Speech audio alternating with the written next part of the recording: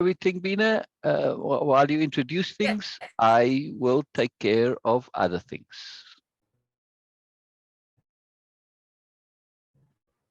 Hello.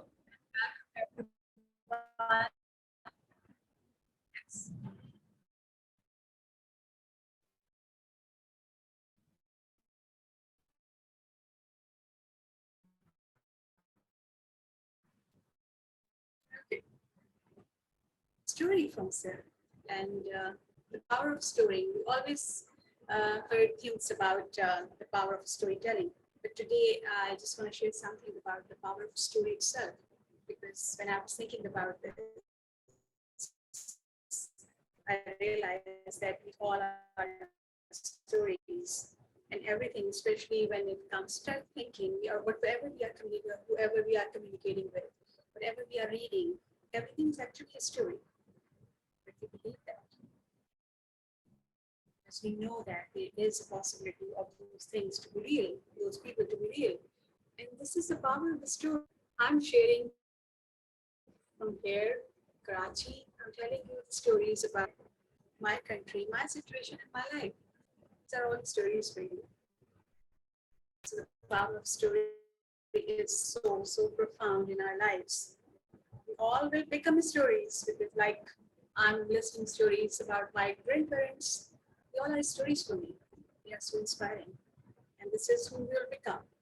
So we all are stories. Our lives are stories.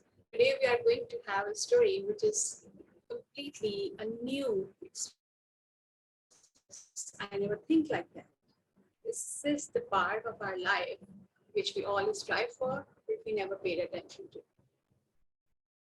But we want to have something like wish, oh, the dreamland, the wonderland.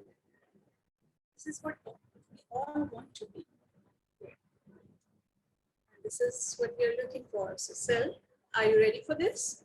I am.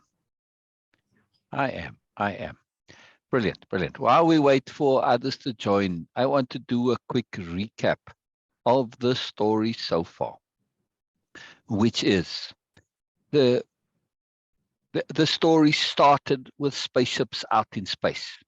And the very first line is, the chaos began slowly at first as the great gravity engines depowered. Much implication in this, of course, right? So already we know we're in space, there's spaceships and there's chaos and everything.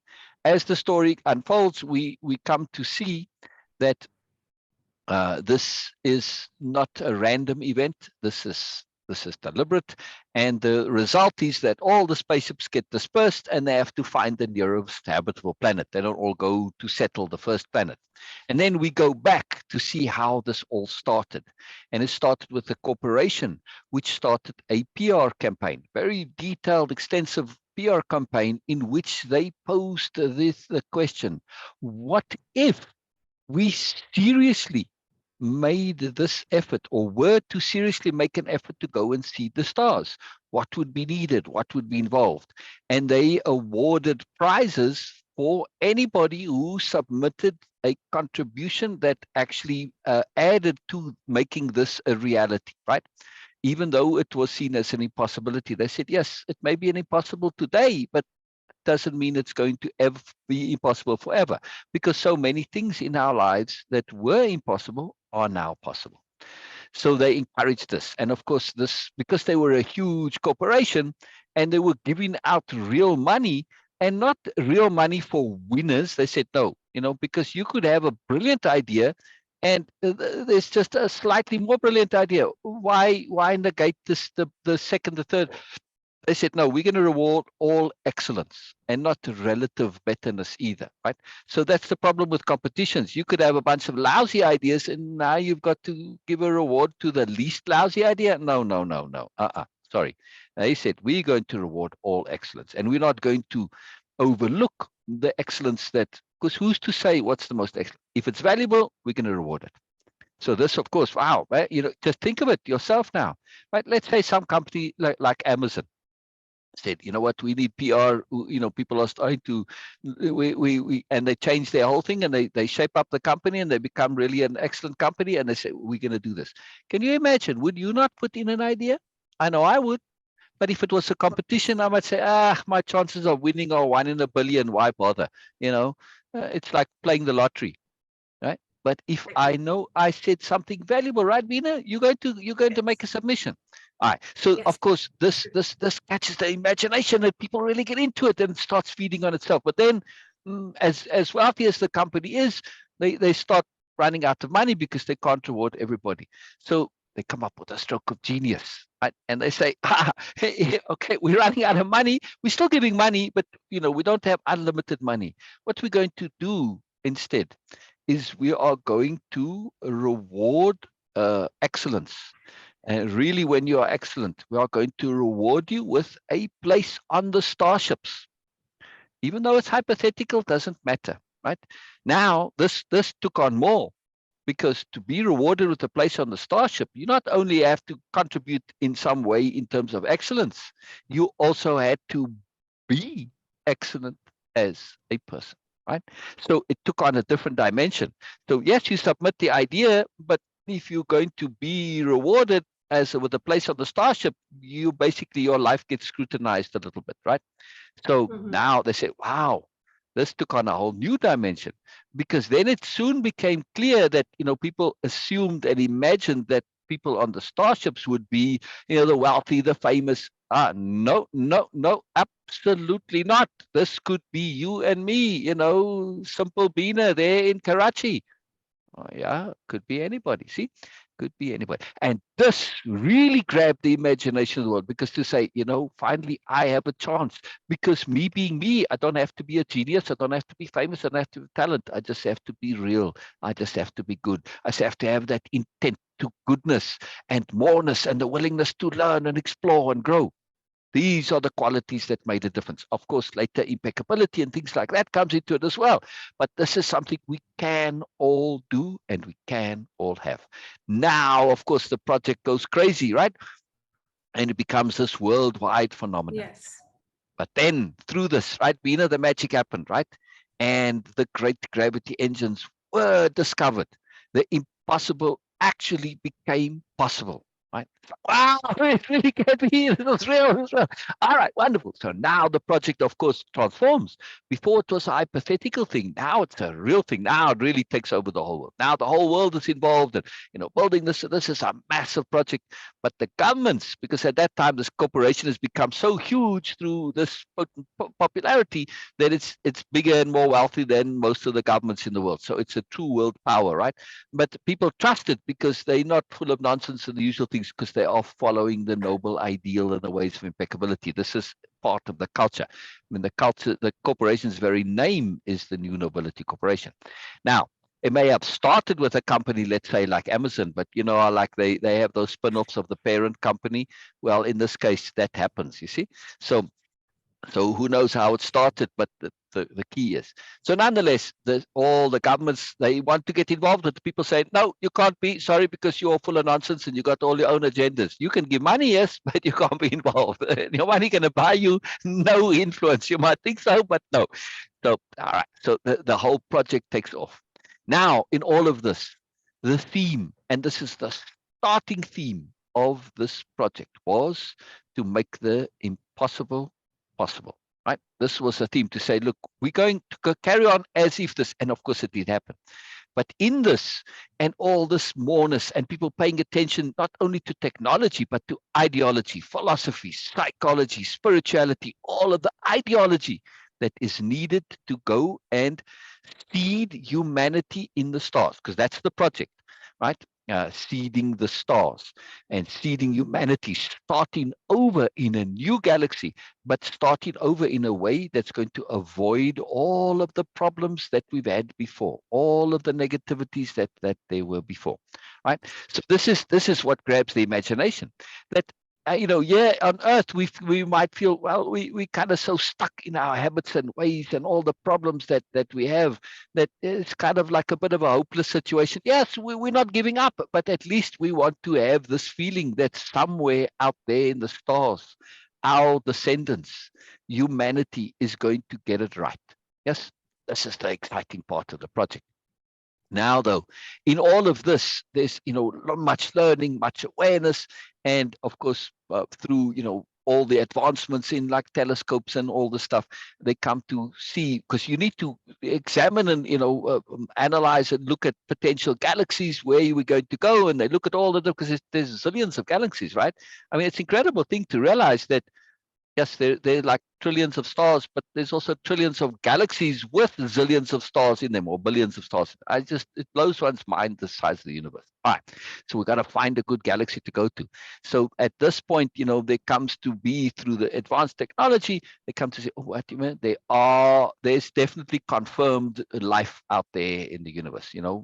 So these planets are habitable. They're showing signs of, radiation or whatever, to say there's advanced life there.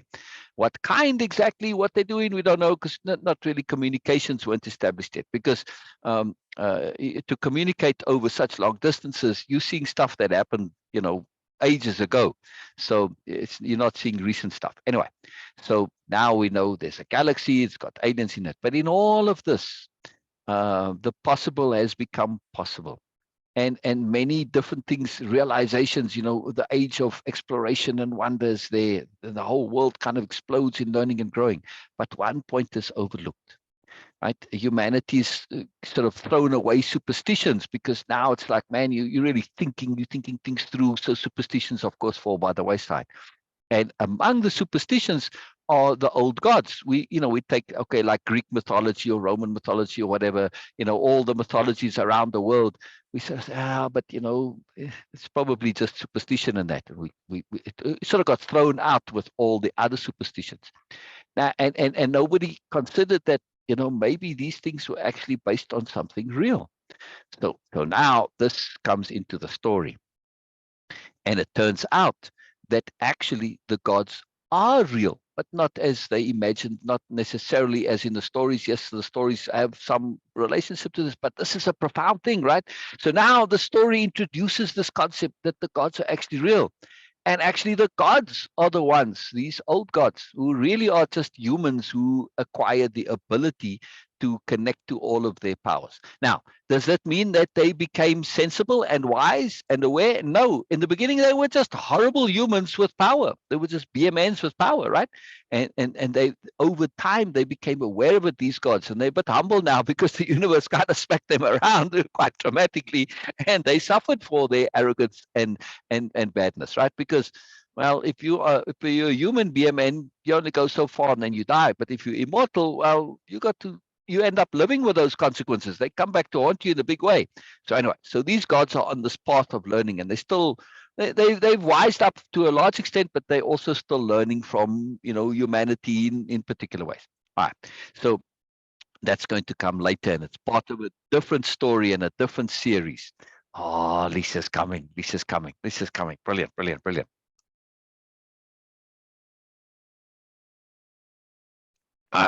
Brilliant, Lisa. I'm glad I'm just busy doing a quick recap of the story.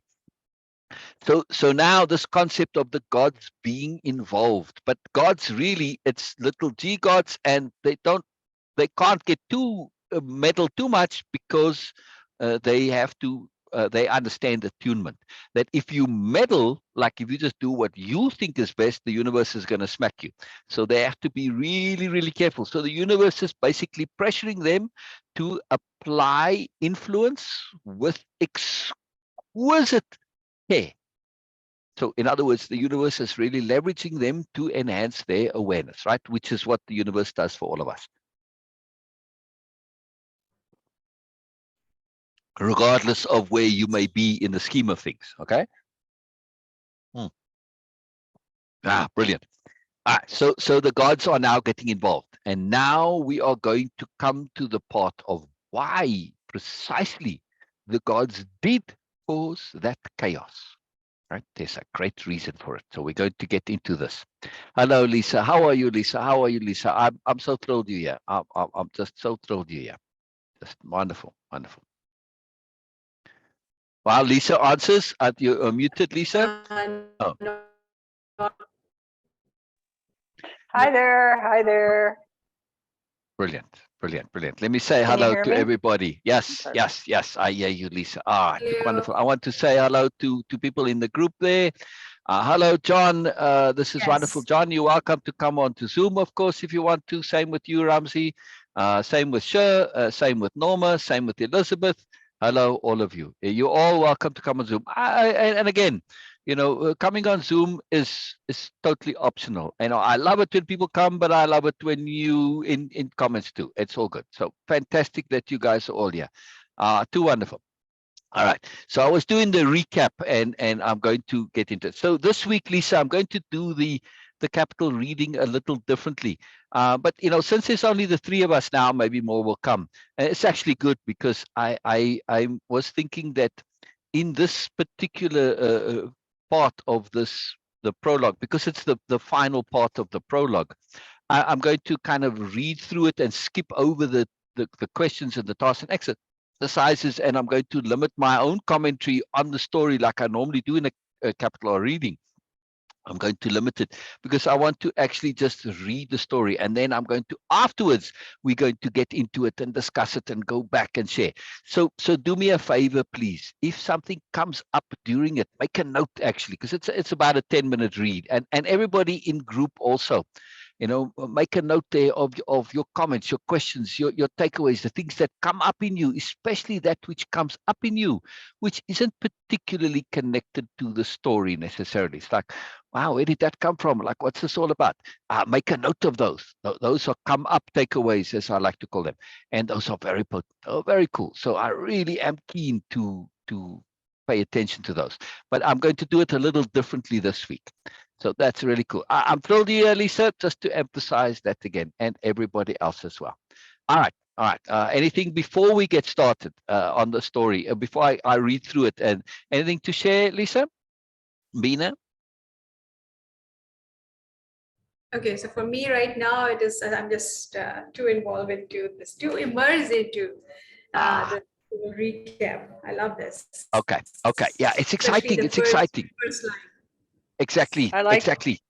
Go ahead. Go I ahead, like Lisa. the idea that you're going to just read the story. That's brilliant. Good Okay. idea. Okay. Yeah. And then we get into the depth afterwards, because yes, when the idea originally of this is it's with the tasks and exercises and the capital R reading, we're doing it. We already know the story. We're going back, and the capital reading is to extract the depth of something that we've already know. So we don't have that pause and break which disrupts the flow of the story. But since this is new for many, I was rethinking this. So I'm going to change up how we do the capital R readings in this, that we're going to save all that depth and side journeys and commentary and all that for the end of it, right? And it's short. All of them are broken up into short parts. So it doesn't take long. It's literally 10 minutes. So, all right. So everybody ready? Here we go. Share screen. And we get into reading mode, which is a little different. It's just fun. It's always fun to change oneself, right? To get into reading mode. All right, here we go.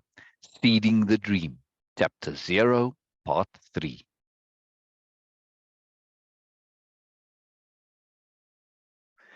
I like to leave lots of room for evolution to lend a hand.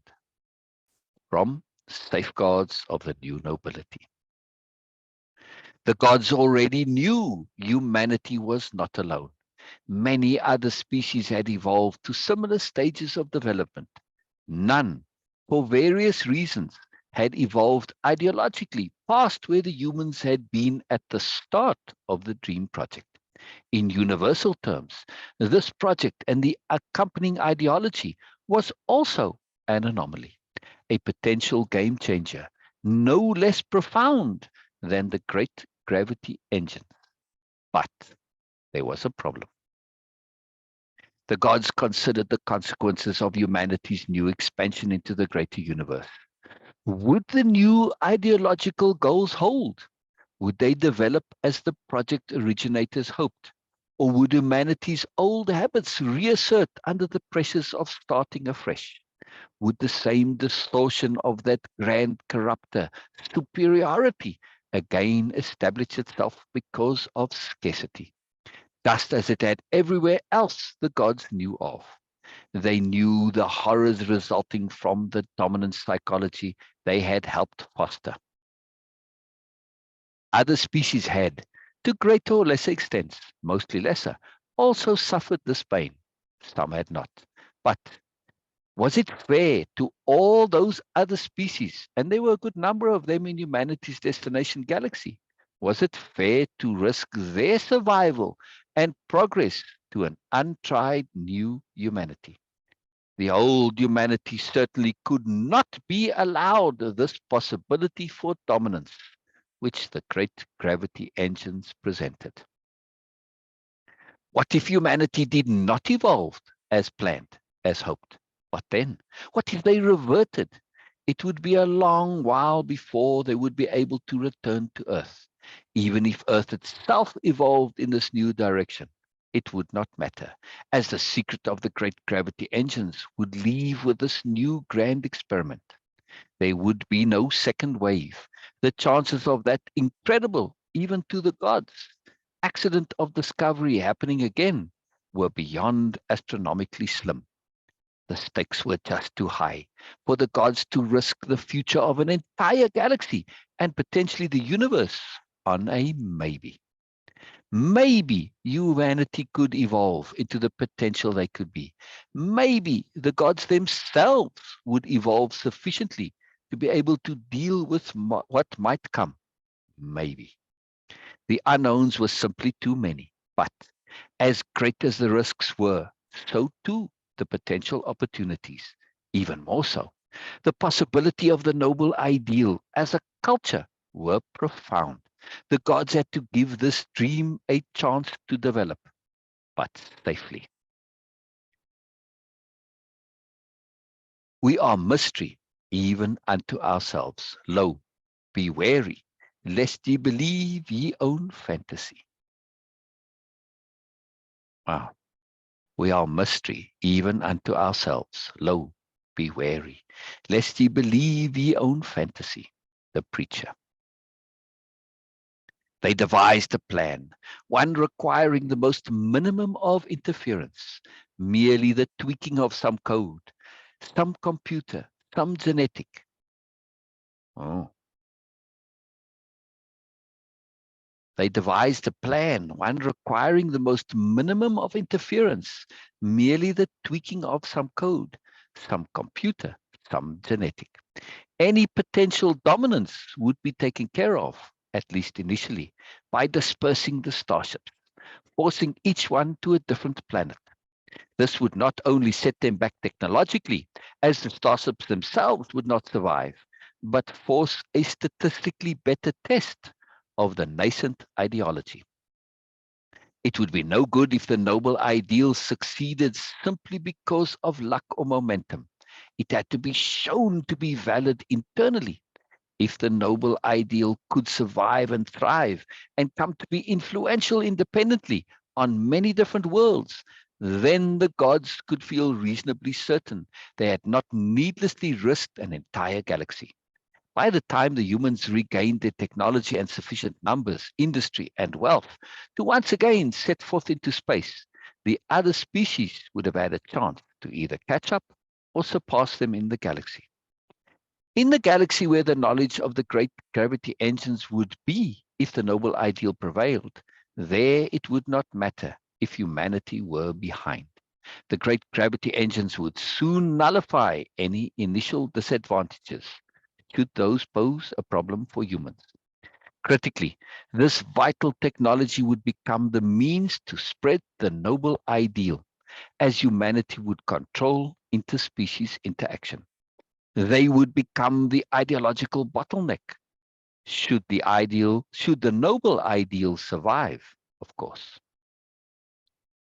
The gods could destroy all knowledge of the great gravity engines once the starships had crashed.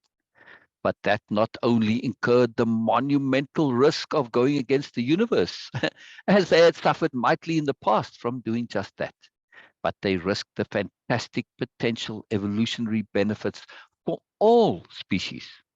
The gods calculated those worlds where the noble ideal took prominence would have a substantial edge in development, since one of the core concepts of the noble ideal was collaboration.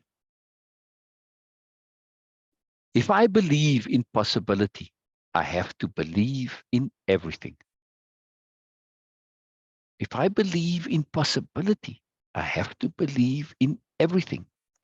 From Musings of the New Nobility. Through collaboration, not merely cooperation, where the results of the collaborating group far exceeded the results from simple cooperation. Such cooperation could be attained via coercion. True collaboration unleashed a magic which led to exponential increases in results and benefits. The gods not only had high hopes for the noble ideal, but high expectations. Despite their caution, they fully extended this sensible purpose. They fully expected this sensible purpose to thrive, an ideal they themselves had come to adopt. So much so, they decided to make a change which would, in effect, be a bet the noble ideal would succeed. The God gene, as they called it, had always been a part of humanity's DNA. However, after the gods had made such a mess of things and belief in gods waned, the gene had fallen dormant. Being a god had always been available to any human, since really gods were just humans with benefits. And indeed, that's what had happened. Just any human had become a god when it first happened. They could see how, from the universe's perspective, a few millennia or aeons here and there didn't matter. The universe, like nature, would get where it needed to in the end.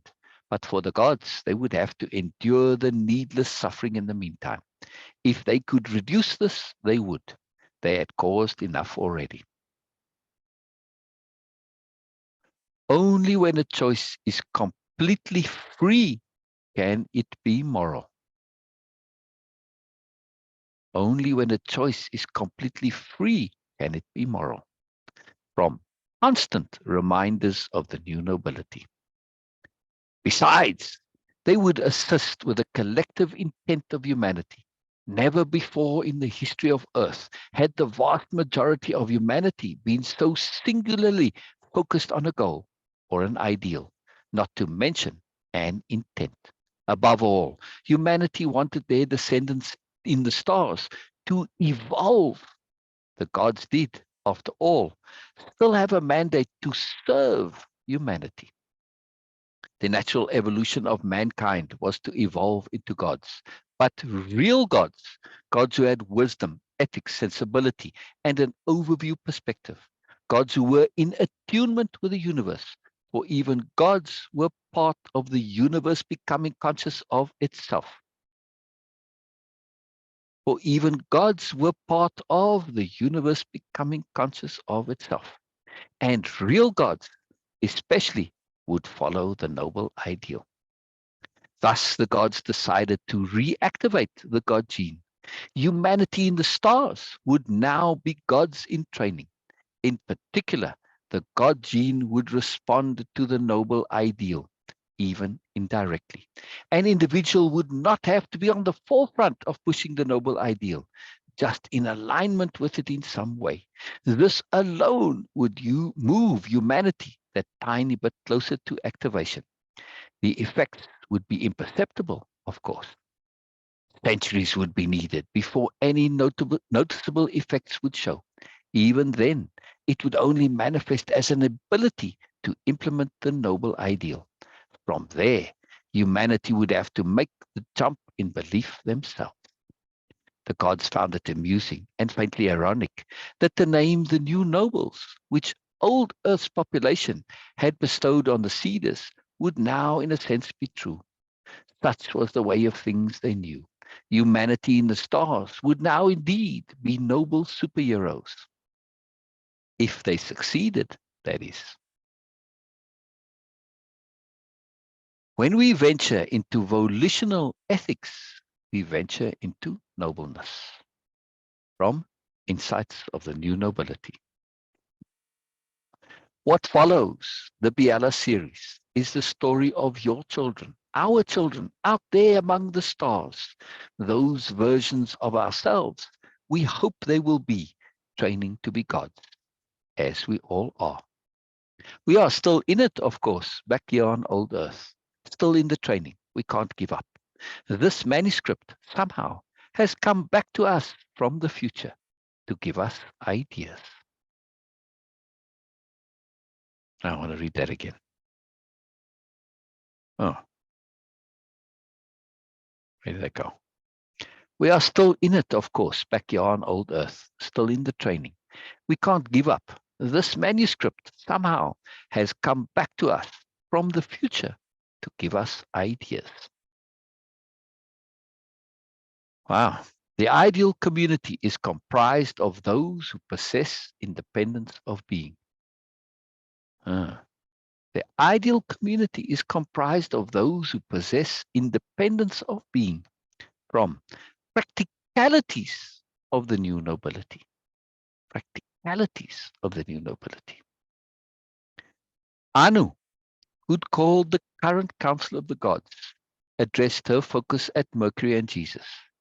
We've been following your grand plan for many centuries, and now we've come to a culmination of sorts. Yes? Affirming nods from the two planners. In particular, we here to observe an individual, a potential, a maybe, one who might herself be culmination. Let's see where this goes, if it can. The end.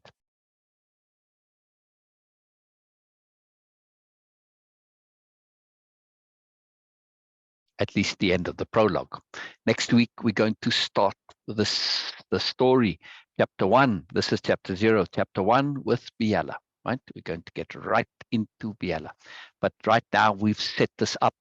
We've set this up with this massive overview perspective. Any comments from anybody? I think Bina has some questions that she wants to ask. Yes, Bina, before we get into questions and comments from everybody. So please, Bina, share. So, when you start sharing, I was just thinking that, okay, what actually we really need to make anything real to us? What we need? What do we need to make things real to us? Yes. Wow. You realize this is like a massively huge question, yes? Yes, it This is a is. question for like the tasks and exercises here, because those are all like these massively. Well, for one thing, we need the critical ingredient of overview perspective. Absolutely critical. Absolutely essential. Because if we don't have overview perspective, how do we not know, or how do we know we are not caught up in a bubble of immersion, in a limited perspective bubble, right? So overview perspective is very, very important. Now, overview perspective does not necessarily mean we have all the answers or all the understanding, but it means we are assessing our circumstance, our situation. Yes, Lisa. What a question. Aren't we always immersed? We are.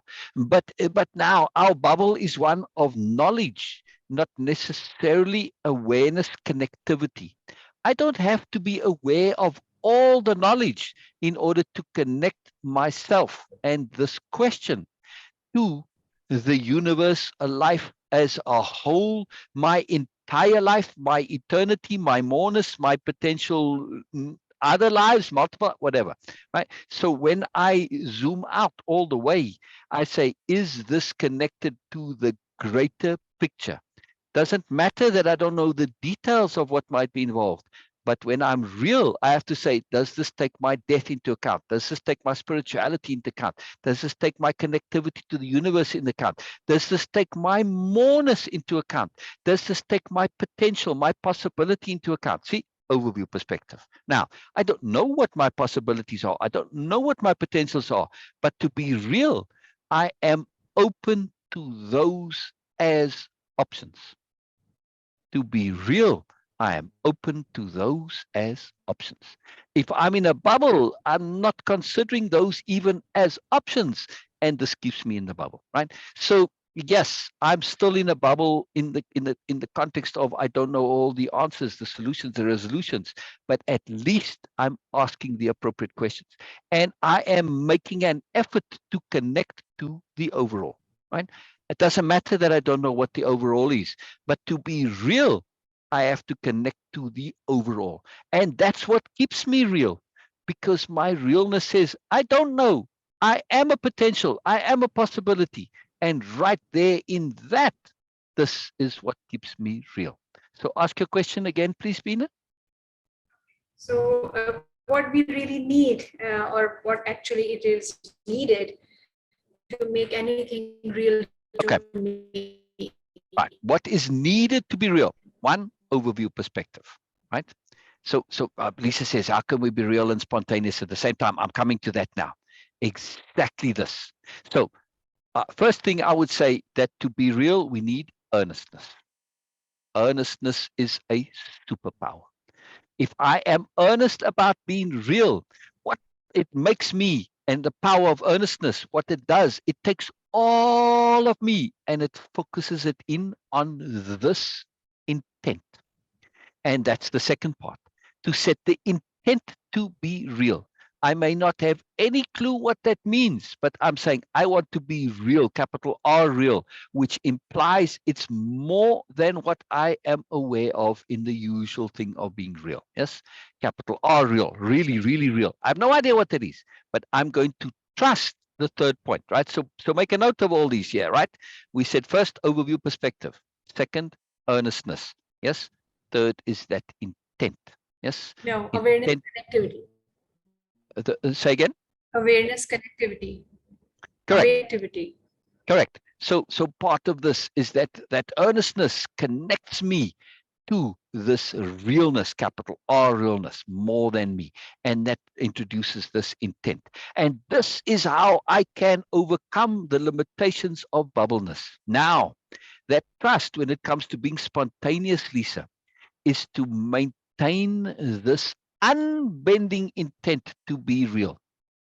Not just an intent, but it has to be maintained via setting it as an unbending intent, unrelenting intent, which means I'm always doing it. So if I get pulled out, I get pulled into a bubble, right? I get pulled out of the picture.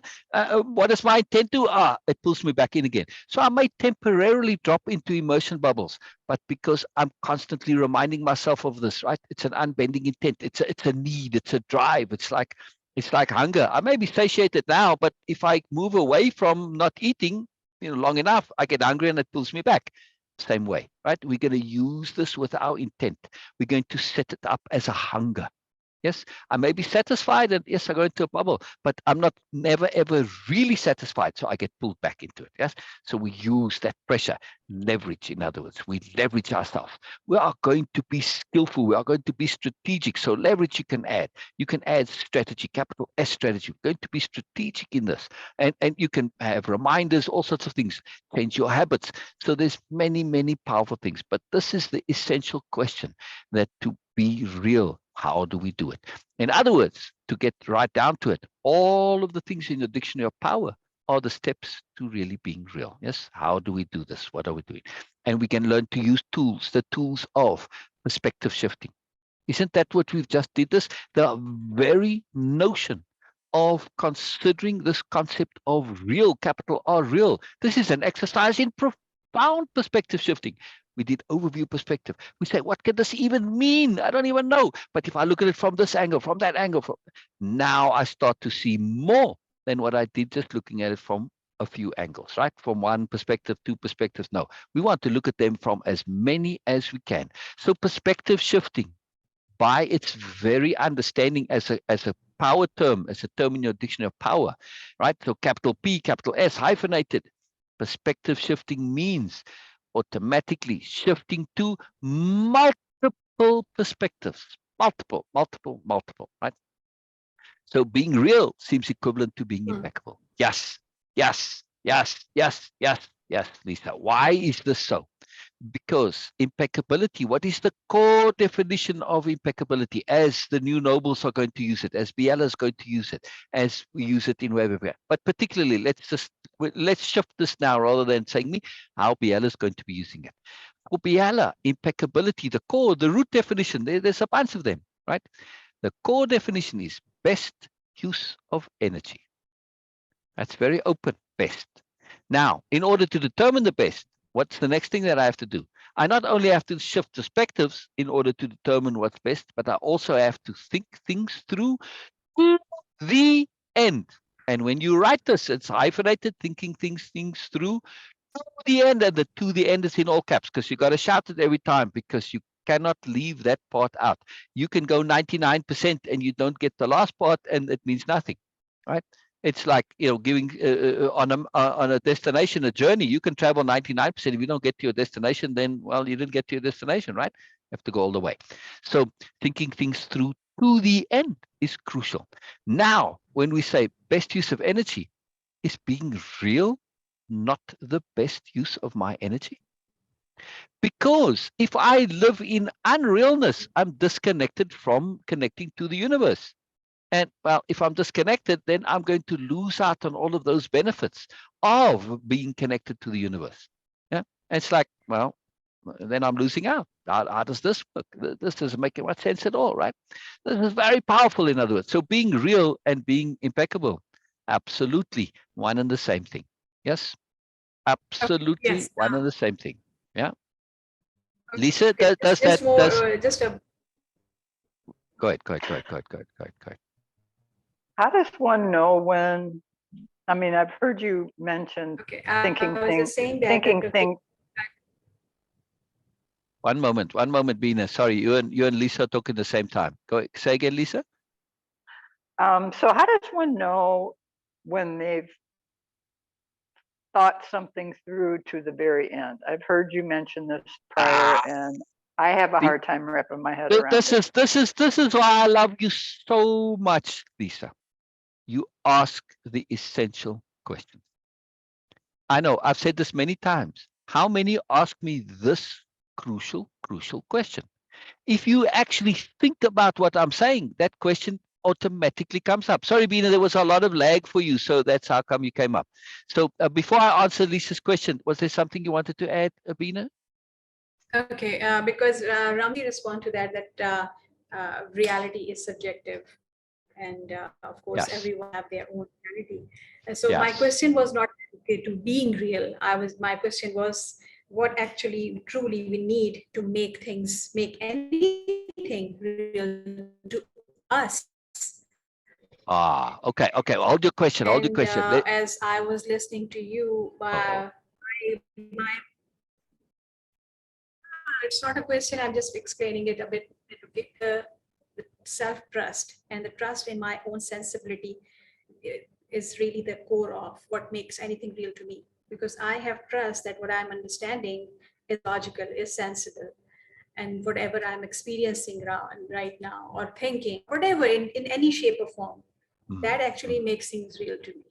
So Yes. for me, the core is trust in my own sensibility Yes. and my own who's mentioning. Yes. Yes. Now, of course, like Lisa says, how do we know we've thought it through to our end? How do I know my sense of... Oh, sorry, Bina, you're lagging a lot. Different part of it. Yes, but it is part. Bina, sorry to interrupt you. We can't really hear you. You're breaking up. Can you leave and come back to reset your link, please, Bina? You're lagging a lot for us, and we don't really hear you. Sorry, Bina, and I want to hear you. I really want to hear you. You'll do that, Bina? See, it's taking a long time for it. Yes, that's why the break up there. Anyway, I want to come back to what Bina was saying. She's got a lot there, so we'll come back to it. But to answer your question, Lisa, and before I answer it, I want to just zoom in on the importance of asking that question and what was implied in getting to that question, because it means that you're actually thinking about the question, not just accepting it. Oh, you got to think things through to the end. Yeah. See, just agreeing to it means nothing, because you say, yeah, but like you didn't just accept it and agree to it and, so, and then write it off and you put it in your database in your hard drive and that's the end of it. It means nothing. It means absolutely nothing. You've got to actually apply it. But now Lisa says, well, yeah, all right, this sounds like, I mean, I take it and this is a good idea, but how do I know? You know, when you ask the question, what else? And you keep asking that question, what else? And nothing comes. That's how you know. Also, Lisa, you pay attention to your conscience, to your inner feeling, to your intuition, to all those little parts of ourselves that give us clues, right? So when you really come and you say, well, I really feel satisfied that I can't go anymore. What is that satisfaction based on? Is it based on my ego? Is it based on assumptions? Is it based on me being lazy that I want to be there? Or is it based on something real? Now I'm also answering the question, what is real? Yes. When we look at our motivations, our intents, it all changes. Yes. So we keep going till we cannot go anymore. And the going anymore is not because I'm being lazy or I want to shortcut or I'm like bored. No, I'm going more because I want to get to the end. I want to get to the end. Not because I want the real answers, not get to the end to get rid of boredom or whatever, like going through the motions. No. When you have a true desire, that desire will pull you as far as it can go, right? Because it's a real desire. That's where the earnestness comes from, right? It's an earnest question you asking. And because of that earnestness, it will pull you all the way to the end. So just keep on asking, what else? What else? Is there anything more? And ask that question, what else? Earnestly. Now, as part of Way of Impeccability, one of the techniques that we develop to assist us in bubble popping is to actually, for real, answer our own rhetorical questions. Right? So we often say, why did I do that? Answer that question. Why did you do that? When you actually go and answer it, you're like, oh, wow, oh, whatever. Wow, okay. So then, and you really get this moreness comes. So same thing, when you truly ask that question, what else for real? You're setting an intent. And when you set that intent, things will come to you. So you put that question out there. And you may not know right now, but it's like back in the day when you put a query to Google right in the beginning. Sometimes it would take hours for Google to find you an answer, right? I don't know if people remember those times in the beginning, but nonetheless, that's how it is with us and our brains and the universe. When you truly ask an earnest question, you don't always get an answer right away. So you just put it out there. I've done everything I can do, and now I'm checking. So I put that what else out there as not only an earnest question, but as a powerful intent. And then I wait and I see, and I just stay open, and you'll be surprised what comes to you. I never thought of that. It's like, wow, okay. Or you see an ad on TV, and it's like, oh, it reminds you. By the way, I regard adverts as like the modern version of the oracles of old. It's fantastic. If you abstract what adverts are saying, don't take it literally, but abstract it. It's incredible. It's incredible what we get. It's really profound. It's quite amazing. Amazing. Yeah.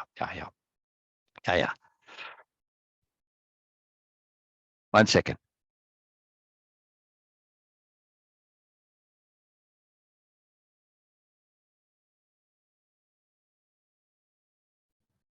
So you can hear me now clearly? Yes, Bina. Yes, Bina. All right. So Okay. just to wrap that up real quick, this is a powerful thing. It's not just a question, but the methodology which led to the question. In other words, Lisa, you listening seriously, soberly, earnestly to what's coming your way. You're not just accepting it either, right? And this is something that we tend to assume. Those saying things like I do, they want everybody just to accept and believe them. No, not. Absolutely not. That's old paradigm thinking. Absolutely not. If you just believe what I say, no, this is not ideal. And if I notice it, I will say, hey, what's that based on? Right? Based on what? And that's part of that question too, when we come to the end. And being real is always, we say, based on what? Is it based on my ego? Is it based on my ambitions? Is it based on just convenience thinking, right? And laziness, whatever, indulgence. Now, see, based on what? When we pay attention to based on what, we get magic like you did. You said, okay, thinking things through to the end. Based on what? What else? What's going on here? You didn't just accept it, right? You wanted to know. This is a powerful mechanism. So I want to comment always on the underlying mechanism that's involved. It's not the specific answer that's important. It's how we got there. The tool, in other words, that's important. Your tool here was just not to accept things as a default, right, Lisa? Well, I'm so keen to hear Bina, but I want to finish this. Important.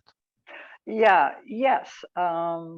Yes. And of course, with a dynamic, fluid universe, as we are constantly evolving, especially when we do get to the very end, quote unquote, I think, as I just wrote, it's really a matter of doing the best we can in the moment, because exactly there'll be another moment and something else may arise, exactly. and you realize you really didn't take it to the very end. Exactly. I'm going to come to all these wonderful comments in a moment, and Bina too. I want to make one comment on that. We have this old paradigm that says, do your best, always do your best. That's all you can do is do your best. Actually, no, it's not true.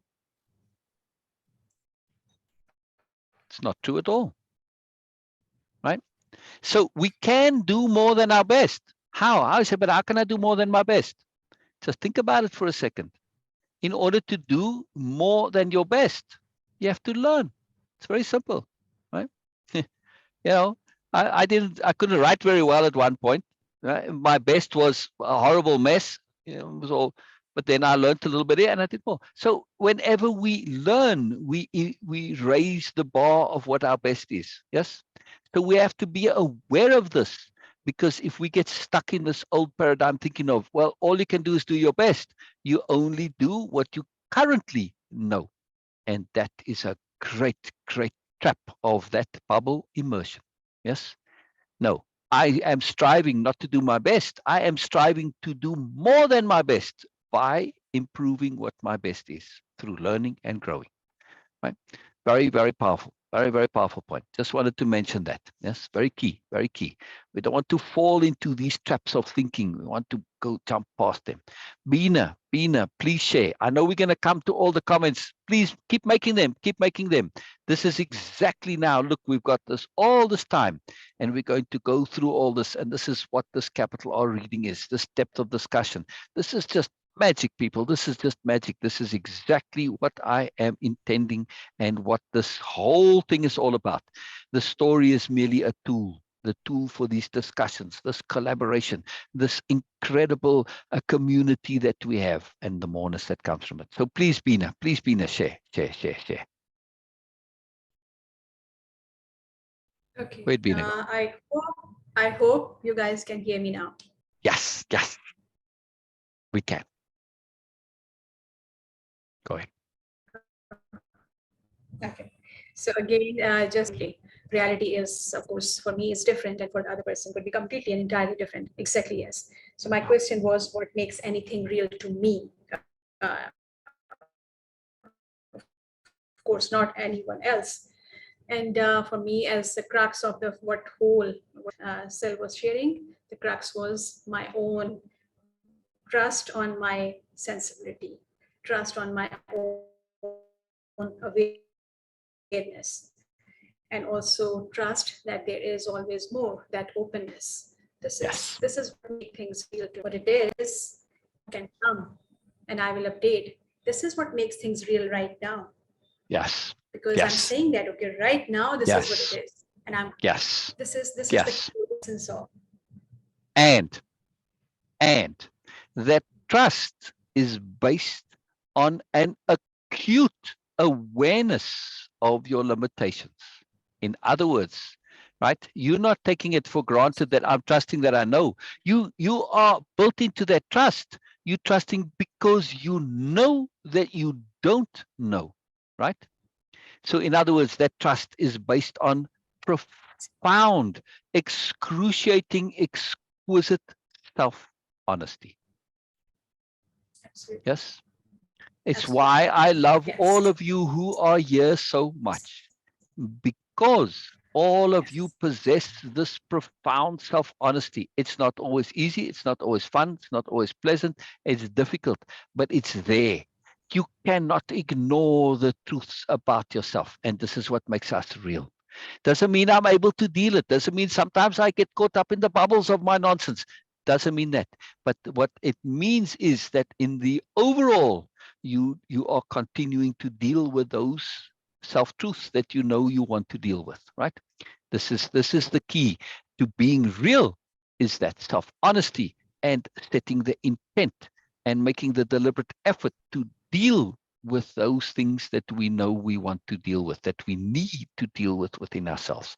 This is what keeps us real, right? Right? Bina, Lisa? Absolutely. Yeah. Yes. Yes. Before move on to my next question, I just want to add something to make it really obvious, make the obvious really obvious. That I asked Sil when I was doing the Way of Impeccability, and I asked that, okay, till when I have to like really keep thinking through to the end? That was my question. Like, okay, how long? It might take my whole life, because I'm just keep thinking and new ideas will start popping up again and again. And then he says that till your conscience is clear. And that was like, Yes. wow. Yes, this is the Conscience is clear. only criteria. Yes, till my conscience is clear. That's the only Yeah. thing we can use that as a parameter, Yeah. that okay, I have done my Yeah. best. In other words, Yeah. or Yeah. now I have done enough. That is the thing. When my Yeah. conscience is clear, it's not because of my ego or Conscience. anything else. Even Conscience. we are not. Yes, I know it sounds yes. like you're saying conscious, but I'm No. emphasizing this, right? Because it's so easy to confuse those two words. And in the context, sorry, I Yes. know I'm interrupting, but it's a very important distinction here. I know you're saying Yes. conscience, but I just want to emphasize. Go ahead, go ahead, go ahead, go ahead. Yes. Okay. So that is something really, really important for me. So Yeah. my second question is, All right, when let me just and go back to this conscience and conscious, right? Because in the context to say my conscious is clear, that could no. mean and imply my mind is clear, my awareness is clear. No, it's your conscience, that part of yourself that says, is this right for you or for me? Conscience is entirely individual. Only Okay. you can decide what is right for you. And it's part of our impeccability. Impeccability is not about being right all the time, because there's somebody said, oh, but I can't be impeccable. Who can be right all the time? That's impossible. Right? Misunderstanding of impeccability. It's not about being right all the time. It's about, though, doing what is right for you according to your conscience. And that will change over time, right? But this is part of our evolution. But doing what's right according to my conscience, this is a big deal. And to maintain an awareness that my conscience itself also evolves. Right? So this is a very powerful thing, to realize what's right for me now might not always be so. Very big deal. But the difference between conscious and conscience is a profound difference, and pay attention to that difference is really, really a big deal. Yes, that we need to pay attention to it. So please carry on, Bina. I mean, this is very big stuff, right? And this is why we are here, is to Yes. touch Okay. on these big deal points. Yeah. Yes. Moreness, So my moreness. second question was about when and why one can take risk on maybe. Say that again, please. When and why one will take risk on maybe. Oh, what a question. What a questions. What a questions. Yes, we're going to come, Norma, just to answer you there real quick. As soon as I finish with Bina's power questions here, I'm going to go through all of the comments and we're going to start dealing with them one at a time, right? So yes, put them in there, people. Keep putting them in there. We're going to deal with them all. So Bina's asking, when is it appropriate to deal with a maybe, to take the risk of a maybe and the why of the maybe? When we need to, Yes. Bina, when it's absolutely essential that we have to. Yes, that's when. right? When it's critically important that it's so. When not dealing with the maybe is a problem. Does that make sense? Yes. Yeah, in the reverse, philosophy of Yes. opposite, Yes. philosophy of opposite. So say, can I Yes. afford to not to deal with this maybe? I cannot, because should this maybe come, then and it doesn't work out well, then I'm going to potentially be wiped out, devastated, like with the gods. They could not leave this. It's only a maybe that humanity would revert to the superiority paradigm out there in the stars.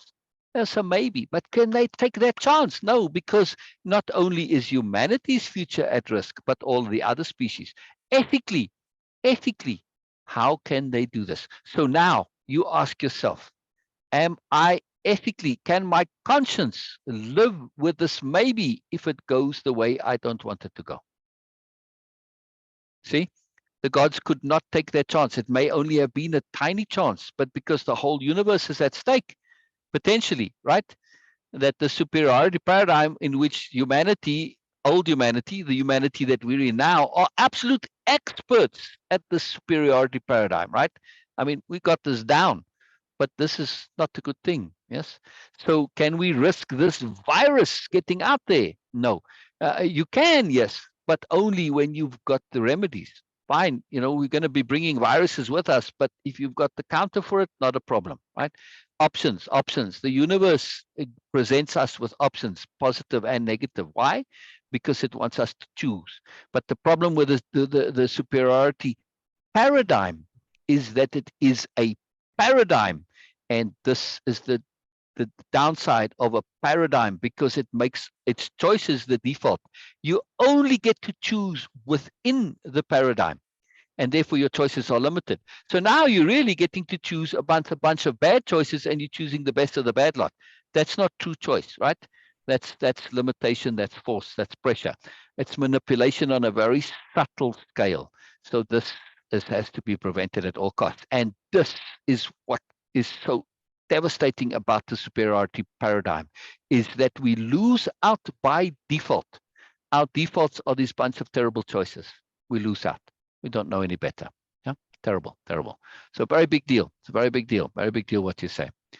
So, is it also involved that thinking things through to the end? When we think things through to the end, and when our conscience is clear, then we can actually take risk on maybes. Yes, exactly. Sometimes we have to take a risk on a maybe. We have no choice. But when our conscience is clear, in other words, when we've been impeccable, when we've thought things through to the end, right? And I've done everything that I can. I've been scrupulous, diligent, conscientious, right? And I've been made every effort that I possibly can. Then my conscience is clear to say I've been impeccable in making every effort to reduce the risk of the maybe.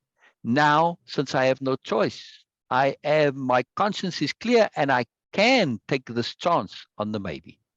Yes. Okay, yes. Yeah. So this is when, Very key. this was the answer for me for when. Then of course, when we have been, in your words, been impeccable, and we have been thinking things through to the end, and when our conscience is clear. Why? That was the second part of the question, that why we will do this. So for me, it is because when we have no ego nonsense, when we have no ego or any idea, then of course we want to go for more, and we will take risk on maybes also. Exactly. Because what actually inhibit Exactly. us to take risk for something unknown, what actually inhibit us? Ideas, Yeah. stories, and assumptions, Yeah. Fears. and lack of self-trust, Yeah. fears. So when we Yeah. don't have that, then we can actually just take risk on me, Exactly. because it's a big, huge sentence. When you Exactly. were reading that, it was like, how we can actually take risk on maybe.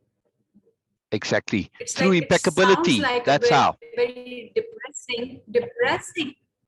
Yeah. depressing Yeah. situation. Like, okay, I'm Yeah. going to take risk on him maybe because I Right. have nothing right now. No, Right. when you have everything, where you can stay in that Yeah, situation and still you can take risks on maybe. exactly. This is something a Exactly. different story. Exactly. We can take risks because of impeccability. Impeccability is not about getting it right. Impeccability is about minimizing the risk to the absolute possible minimum that we can. And look at this in the consequence of this understanding of regret. Yes. If you look back at your decisions that you regret, think back if you had been impeccable in making that decision, would you then regret it? No. You can't, because you did everything that you possibly could. Okay, maybe your best wasn't good enough. Doesn't matter. It was so at the time. And when you've done everything that you could possibly do, and your conscience was clear when you made that, right? There's no possibility of regret. Things will turn out the way they turn out. Yes, that's it. Can't be helped, right? So I can't regret it. Now, I want to add something here that's a non-obvious point. From experience and from understanding that the universe is an incredibly, incredibly, incredibly magical place. When we have been impeccable in making a decision, and then that decision doesn't turn out the way we intended it to, expected it to, when it goes completely wrong, right? Everything goes fubar, right? What happens then? You say, oh, no, pay attention, stay alert, trust, trust the universe. Trust that going wrong is actually beneficial. In other words, when we've been impeccable and our mistakes or our actions, our choices don't go the way we think it does, that consequence is a fortuitous mistake. Fortuitous. Inevitably, you're going to see that if you stay open, you're going to see, oh, I never thought of this. I never go this way. Oh, wow. Oh, this is profound, right? Like I've heard people that made a mistake in their jobs, for instance, right? This is an actual real world experience that I've encountered many times, right? And they did something and then they got sort of fired unreasonably. And they're like, but that's not fair. I mean, it was just a stupid little thing and whatever. I said, pay attention. When you made that thing that you did that led to this supposed mistake, were you impeccable? I say, yes, I did my homework, I did everything, and then, it didn't turn out, and then I got punished for it. You weren't punished. The universe is giving you a fortuitous. And then they started looking around. They said, yes, you know what? Actually, now that I think of it, at the time, I thought it was the end of the world, but it forced me to get another job. And the job that I got was fantastic. I changed my whole career. My whole life changed. Right? I've heard this time and time again, where when people were impeccable, note well though, right? Not all mistakes are going to turn out fortuitous. It's only when you're impeccable. But those, when they made impeccable mistakes, that the results were fortuitous. It's absolutely an incredible thing, right? Absolutely incredible, right? So this is a very profound point to understand the magic of impeccability, right? It's a very profound thing. Now, we might not always see those fortuitous consequences. Sometimes it comes years, decades later, and they have nothing to do with me, but they affected somebody else, right?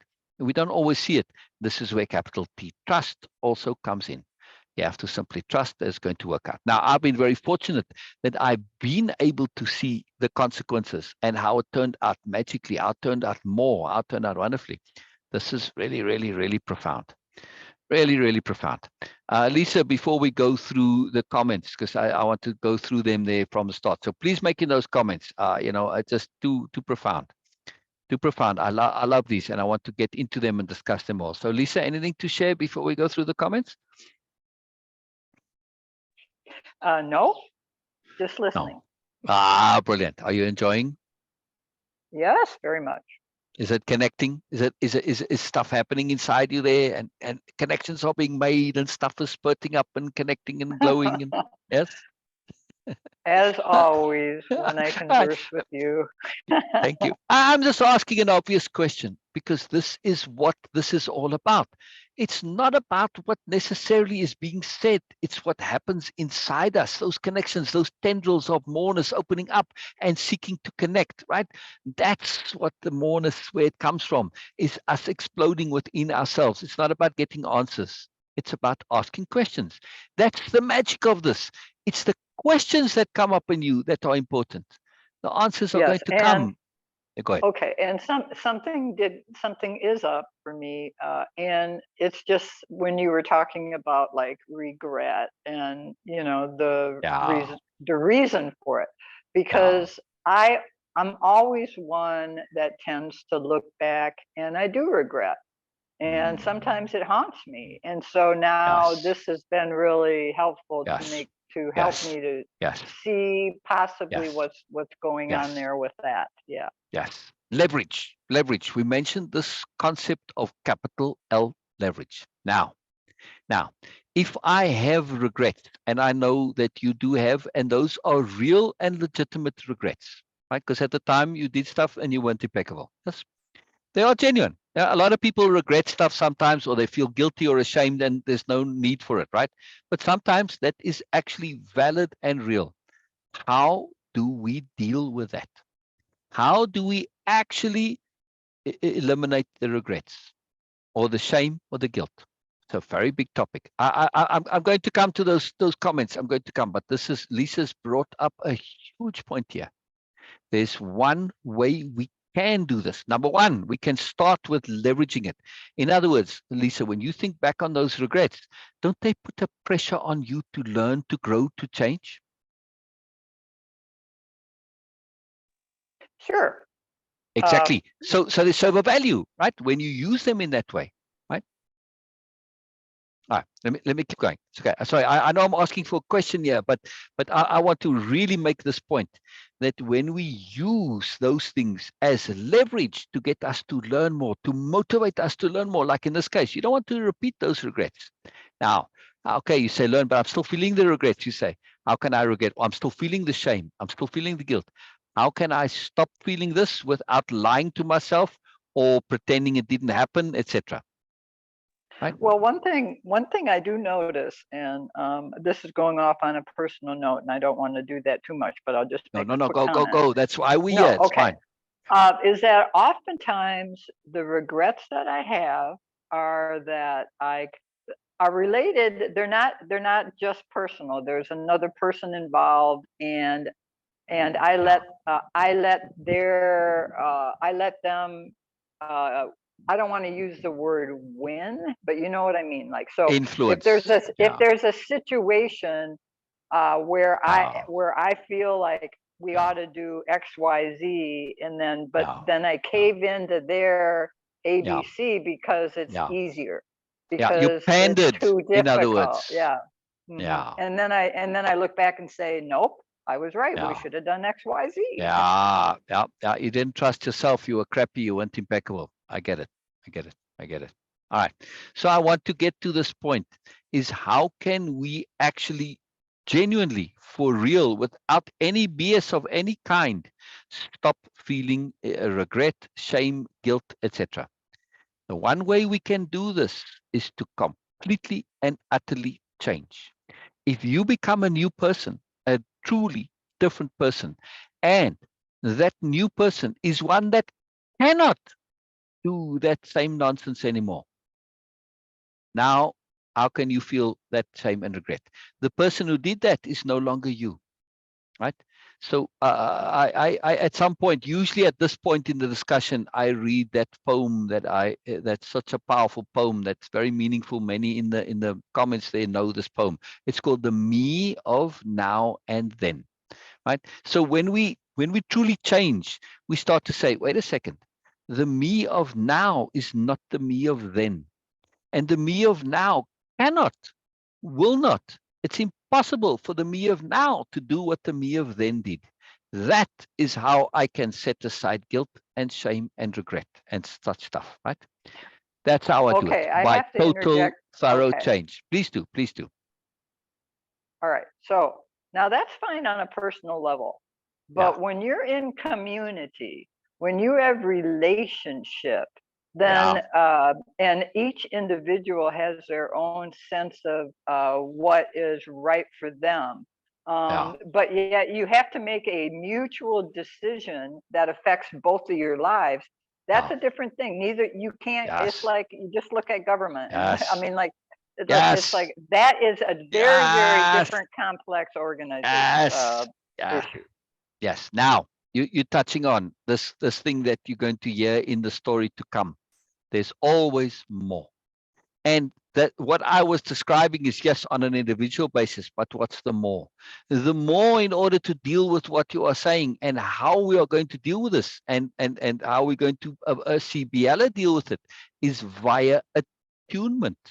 Attunement enables me to know what to do outside and beyond the limitations of my own knowings, my own understandings, right? So attunement gives me that ability to make decisions and connectivities that I have no clue what they are, what is the meaning, but via attunement, I'm going to be able to access a greater knowing than myself, right? Very powerful point. Very, very, very powerful point. Plus, we are also going to touch on something super profound, which is capital D diplomacy. This is a skill. This is an art form. This is a very big deal. It's an exceedingly difficult thing. But in our interactions with others, because we are in kind of different worlds and communication is this incredibly haphazard business, we need to develop these skills so that we can basically communicate with somebody who is entrenched or somebody who's stuck or whatever, right? And so capital diplomacy is about extreme consideration. But we'll get to it. It's a big topic. But I'm just saying that to answer your it's not even a question, but on this understanding, this awareness that you're bringing into it, that hey, yes, I can deal with stuff on my own, but how do I deal with others? All right. So capital diplomacy and attunement are two of those mechanisms. They are mechanisms, and this is the theme going through, that when we look at the bubble of what we know, sometimes the solutions, the resolutions, the tools are completely outside of the bubble. They live in a different paradigm, right? So this is part of what we need to constantly be paying attention to say, let me look outside, let me understand there's moreness resolutions, there's moreness tools that can be employed. And some of them are like attunement and capital diplomacy. These aren't simple things. They're a big deal. That's why going through this whole story, we're doing so little bit at a time. And as we get into the story, sometimes we may read one sentence and spend the whole time on just that one sentence, right? Going into it in detail. It's very, very profound because through this, we're dealing with the issues as they come. So in other words, right now, there's pertinence and relevance to this, right? To discussing attunement and discussing capital diplomacy. Typically, I would go into it now, but because of I want to get to other things, we're going to put those on hold. So just keep this in mind, right? That we're going to come back to this, Lisa, in a very big way. Your question is a deep one. How do we deal with others when we've got issues? Yes.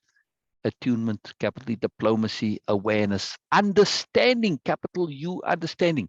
Actually, ADU, all three: awareness, discernment, and understanding. When we have those tools, it makes dealing with others massively easier. Yes. And also sometimes we've got to make hard choices. Yeah. Sometimes you got to make hard choices. Yeah. We're saying, really, I got this person in my life. Do I absolutely have to have them in my life? Yeah. So hard choices also. All right. So Bina, maybe you had something to share there while I look at the comments here. All right. So I think the first power comment here that I want to respond to. Hello, Joey. I didn't say hello to Joey. Hello, Joey C.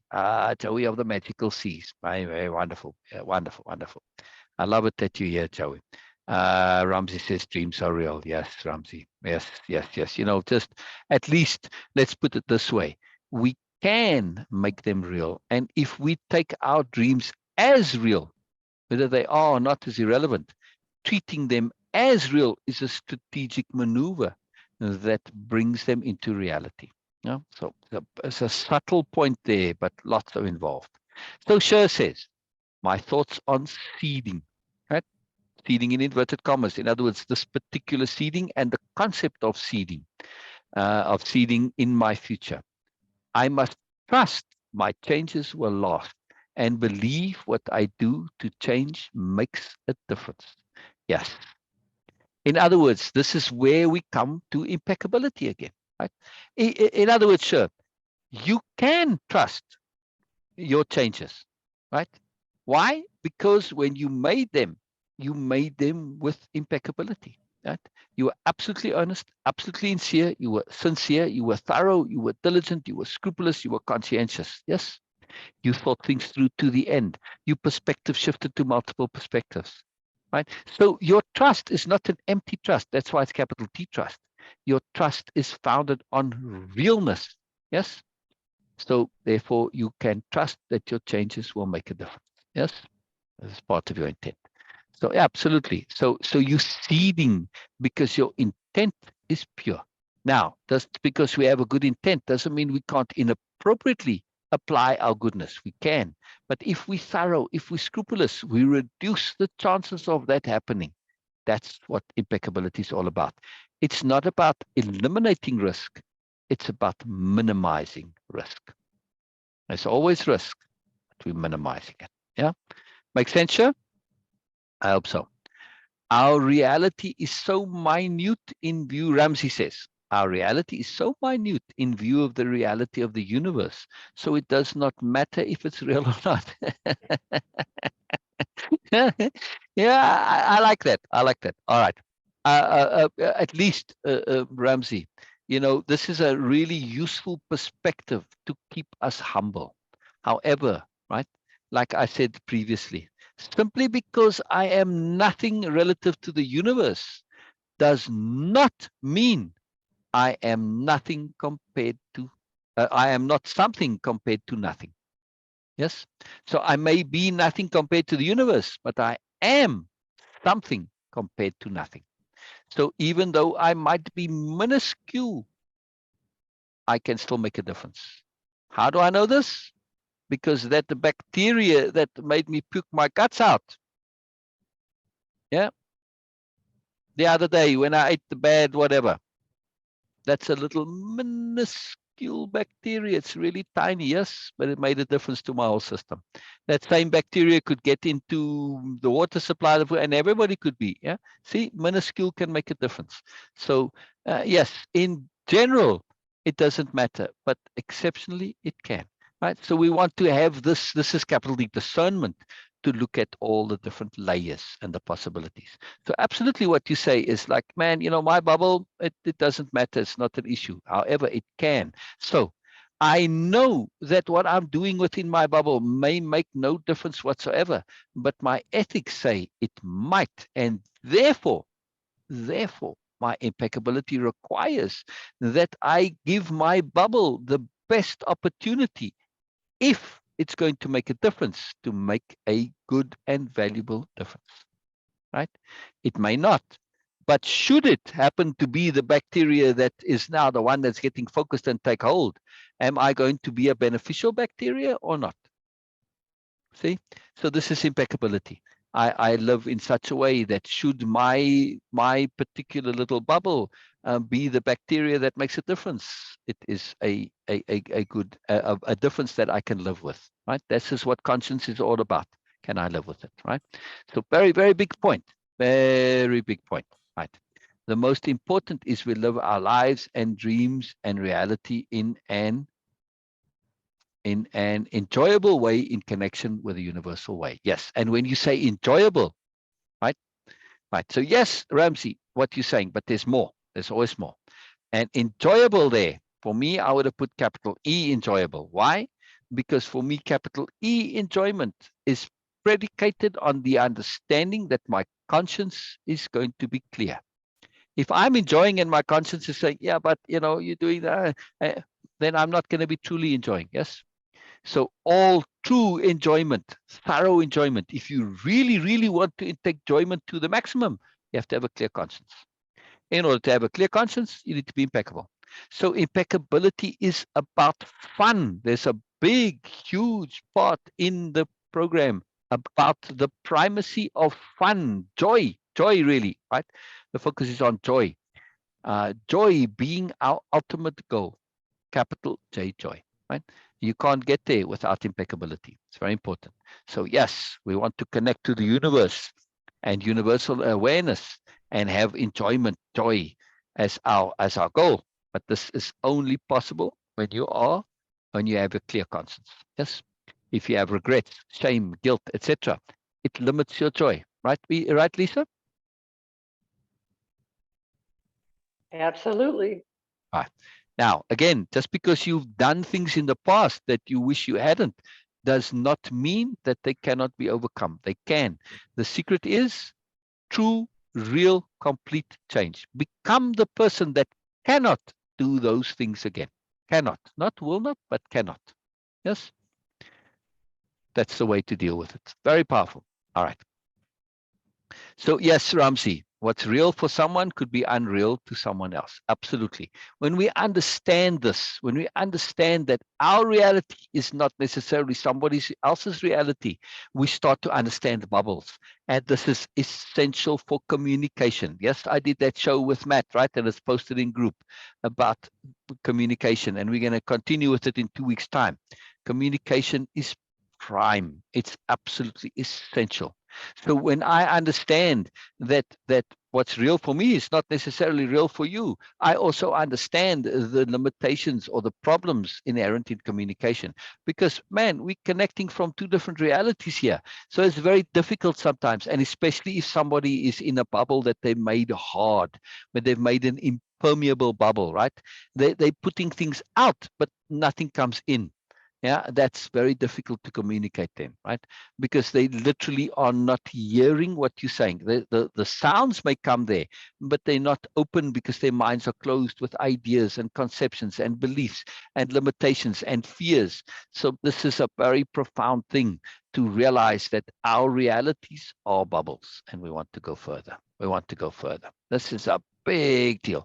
Reality is profoundly subjective, yes. And in this understanding of subjective reality, we realize that our reality is relative to us. Exactly. It's relative to us. This is a Yes. big deal, right? This is a massive big deal, because the moment you realize this and you start seeing somebody else's relative reality, it's like, wow, wow, wow, these realities are true to us now. In the bubble, yes, it's true to you, but is it really actually so? No. And then we start to move. Then we start to move. And this is profound for communication, for awareness, for discernment, for compassion. Major part of nobility is compassion. When I can see how you are being real within your bubble, and yet you're still in a bubble, but you may be a bit caught up in a bubble, I can have compassion for it, right? Because I know I've had the same thing myself, right? So compassion is based on real deep understanding. Very, very big deal. Being real for me, Sher says, being real for me is being aware of myself, thoughts, feelings, beliefs, as I am in the present moment. Yes. And that awareness of yours, Sher, yes, that awareness of yours, I'm assuming that awareness is an awareness that is filtered through the lens of saying, is this realness, or is it BS? That's really the opposite of realness, kind of, right? Or the thing that makes it not real is BS. Yes. So when I'm looking at myself in the present moment, am I looking at it through the filter of the BS of self-pity, the BS of self-glorification, the BS of ego, narcissism, whatever, ambition, desires? So that's how I know I'm real, by paying attention to my motivations. When you ask the question, right? If you want to know, am I being real? Ask it slightly differently. Ask, are my motivations real? Different question, right? When we start paying attention to our motivations, that's where our impeccability really comes into it. What's the first point when we start in Way of Impeccability? Module 1, Session 1. Clarity of intent. Yes, what is motivation? But motivation is an intent is a motivation that's taken all the way, right? They're closely related. So when I say clarity of intent, what is my intent here? Asking that question, what is my intent here? Is my intent to be grand? Is my intent to be fancy? Is my intent to be important? Is my intent to be superior?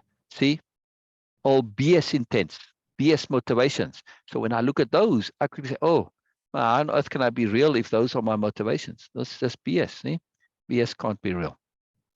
BS cannot be real. It's the nature of BS. Very, very profound. Very profound. Ramsey says, for me, reality is dreams, concepts, and thoughts, producing in my future the end result I imagined they would be. Yes. So now we come to a profound point that is going to be a theme all the way through this, right? And this is the concept of fluid reality. Yes. Capital F, capital R with a hyphen, right? And I am, this is a concept, at least my terminology, I'm naming it fluid reality. Yes. Now, and therefore, because this is something that I've named, it's really cool because I also get to expand on what I mean by it. Right now, the concept, the name of the concept, fluid reality, implies pretty much what it's about. But I want to go a little bit deeper on this because it's a profound concept and it's very, very fundamental to the entire story. It is one of the reasons the gods are in it. And it is one of the prime reasons we need to develop impeccability, not as only as a learned skill, but as an intrinsic way of being. Because the gods, they live in fluid reality, right? They also, interact with, like, at least from a historical point of view, if we look from the mythology, right? Now, not necessarily the gods of the story who are evolved gods, but look at the gods in the old days, right? If we take those stories to have some sort of actuality to them, you had beings who were able to manipulate reality. They could transform into whatever they wanted, right? They wanted to be a goose or a swan to go and seduce somebody like Zeus did. They could do this, right? So reality was fluid to them. Now you say, well, that's mythology. Oh, really? Well, pay a little bit more attention to your historical things, right? This concept of all is mind. This is a deep, old concept that is in the East, right? In all the different religions and philosophies of the East, all is mind. In other words, that what we see, our reality, is simply a fluidity that we've made real. Yes. Now, we've made it so real that we can't change it anymore and we're but stuck in it. But the underlying understanding of reality, real reality, is that actually it's just energy. Oh, that's not a spiritual concept. Isn't that what E equal MC squared means? Yeah, right. It's matter slowed down at the speed of light squared, you get energy. Underlying understanding of reality. What happened? What happened? What am I hearing? I heard something come back at me. I wasn't sure what that was. All right. Anyway, my point is this concept of fluid reality. It's not only a spiritual concept, a philosophical concept, a religious concept. Jesus too. He said, you can move those mountains there. Literally, those mountains there, you can move. Right? He didn't say figuratively, metaphorically, you can move the mountains, like as we mean it usually to say, move mountains, usually meant metaphorically. No, he said literally, you can move those mountains. In other words, fluid reality. Every time Jesus performed a miracle, what did he do afterwards? He said, you too can do this. He's trying to tell you that reality is fluid. Now, the problem is that, yes, if people had really done this without impeccability, it could cause lots of problems, right? Because, well, we're not thinking things through, we're not looking at overview perspective, and there's all sorts of trouble going on, right? So we have to, and when we understand that our reality is a collaboration, if I go around doing just whatever I want, it's going to severely impact you. So we need to first learn to not only be impeccable, but secondly, need to be collaborative.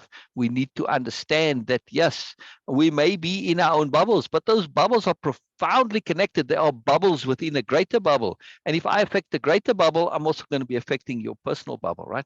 So impeccability and collaboration are absolutely prime for fluid reality and being able to be in fluid reality.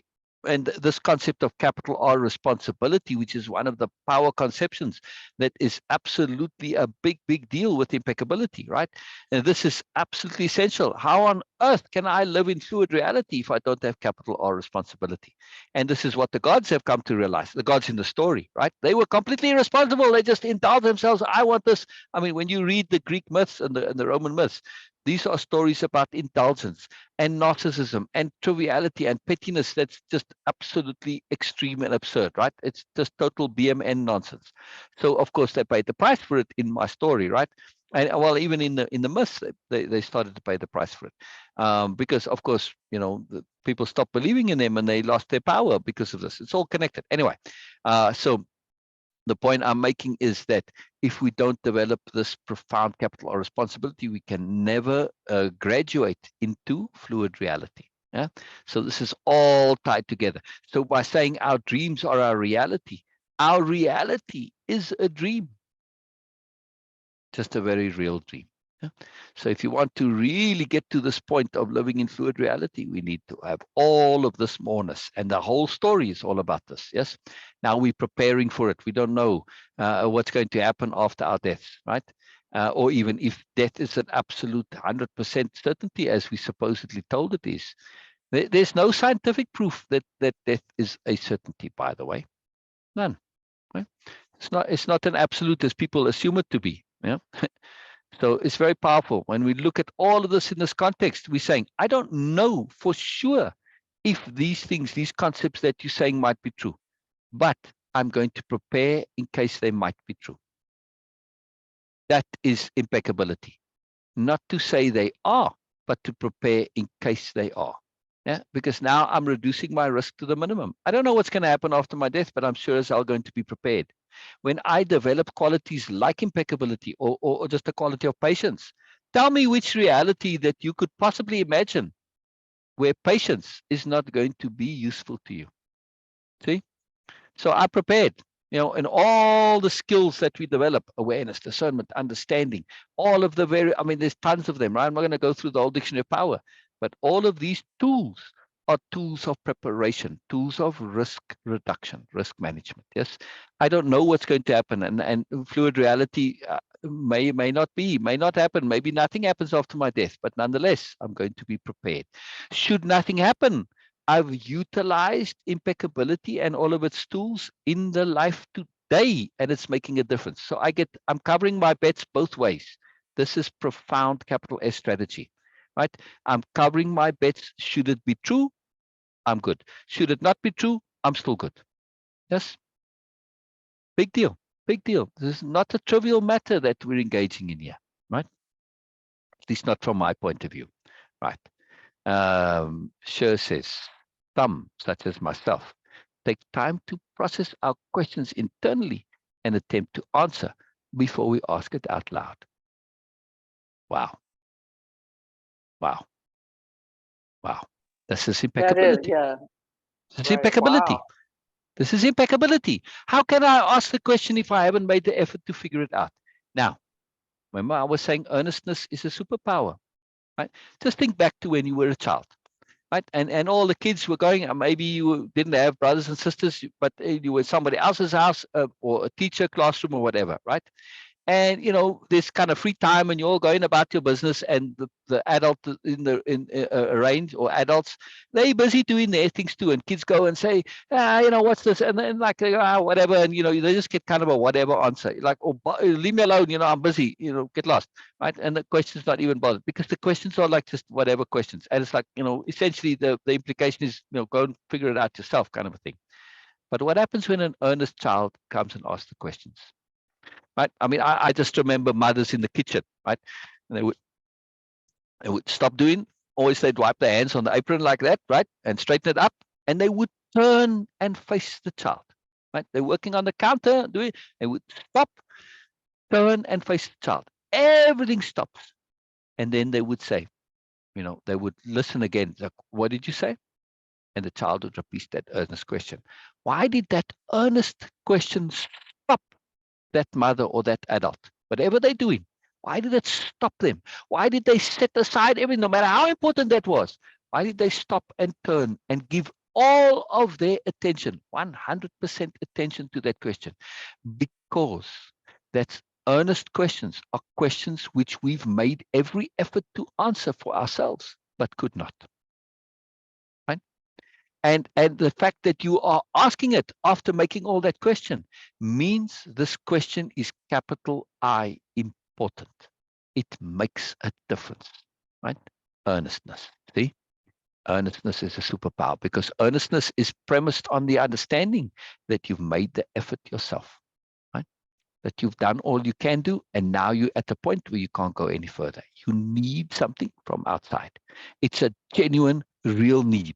It's not something where, well, you know what, just give me the answer. It's not a shortcut. I'm not pandering. I'm not preventing you from thinking about it yourself by giving you the answer, right?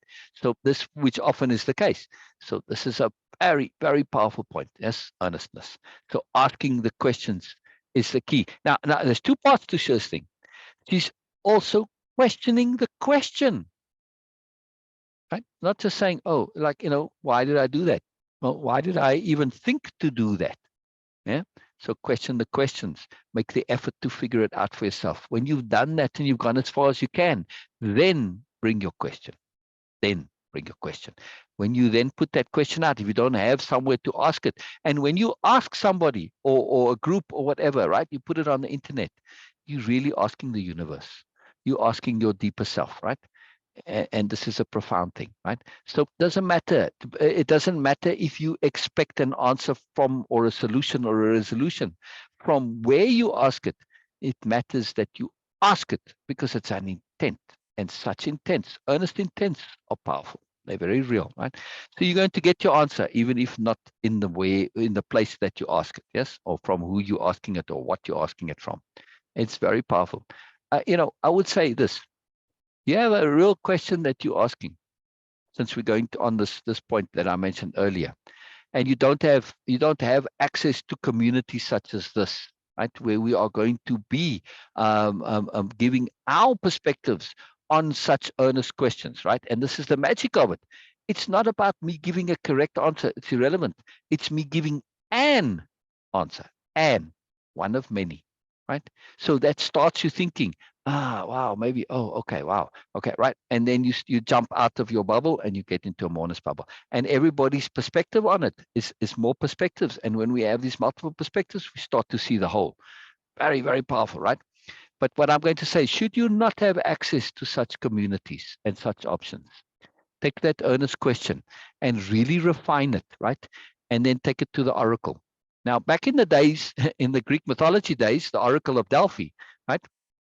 The key part of the oracle was how you ask the question. The more broad your question, the more broad your answer. The more specific the question, the more specific the answer. Right? And this is the nature of intent. It's the same thing. So take that question and put it to the modern oracle, which is, a media, right? Put it out there and just ask the question. I don't mean make a post or anything, just simply ask it and then watch the oracles, watch the posts that come on your timeline, your feed, watch the adverts, watch the programs, and be open to hearing your response. You will be astounded how it comes, particularly through adverts. It's incredible. But you have to learn to listen in the abstract, of course, right? Because that's how the oracles always answer. They never give you a specific answer. It's always in that abstract. Why is it always in the abstract? Because from the universe's point of view, if it gave you the answer specifically, you're not choosing it. So it gives it into the abstract because you still have to figure it out. And in that figuring out, you have to choose. And if you choose, you get real awareness, right? If you just accept the answer, you haven't really grown. You haven't taken your awareness to the next step, right? So this is a powerful mechanism. When we understand it, it starts to get simple. Very, very, very cool.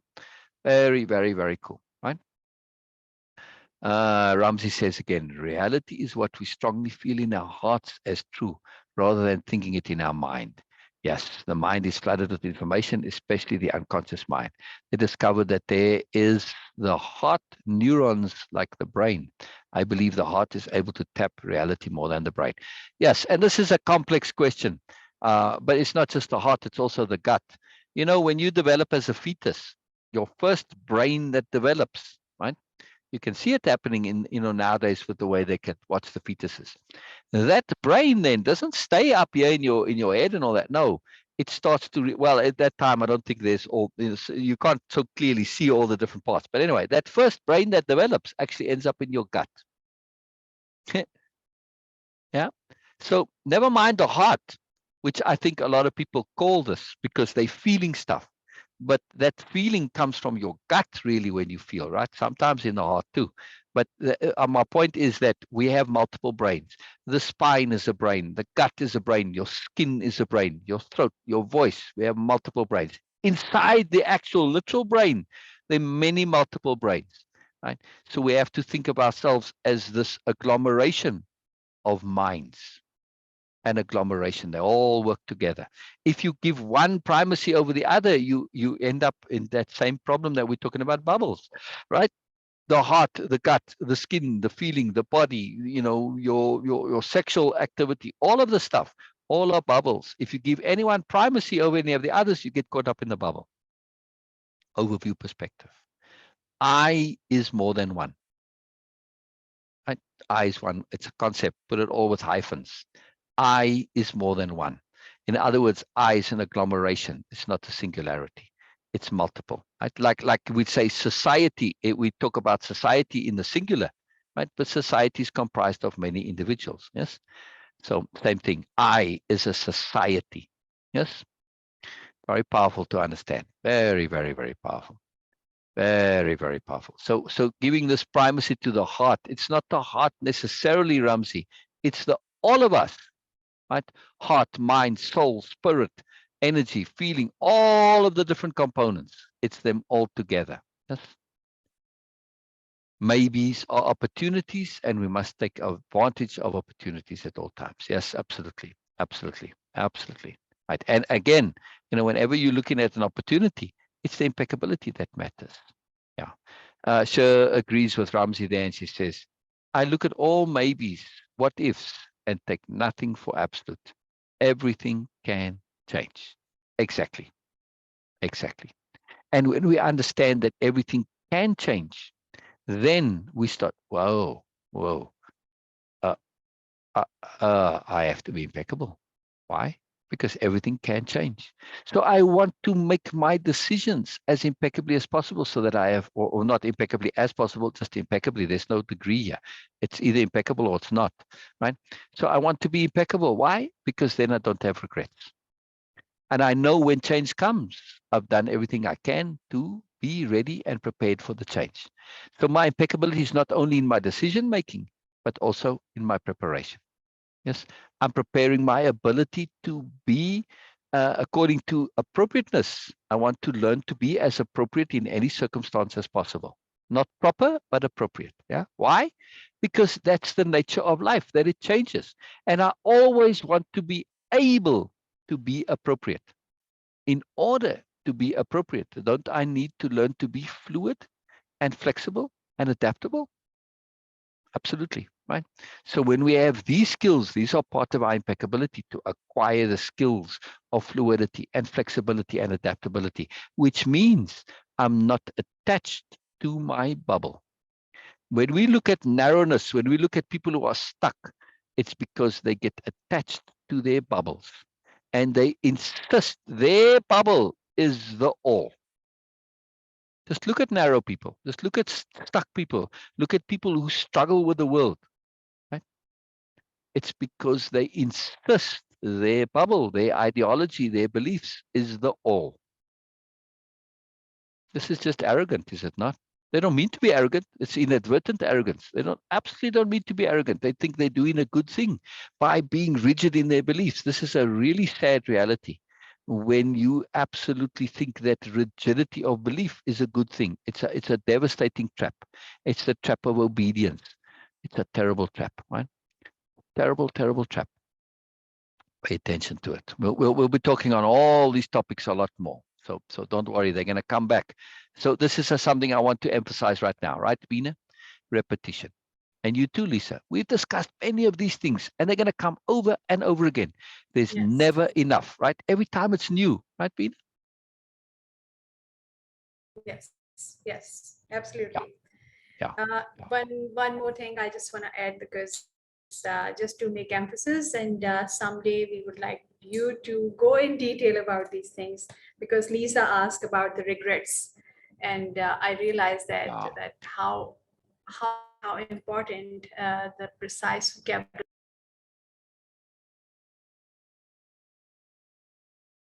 You broke up off the precise vocabulary. Say again, please.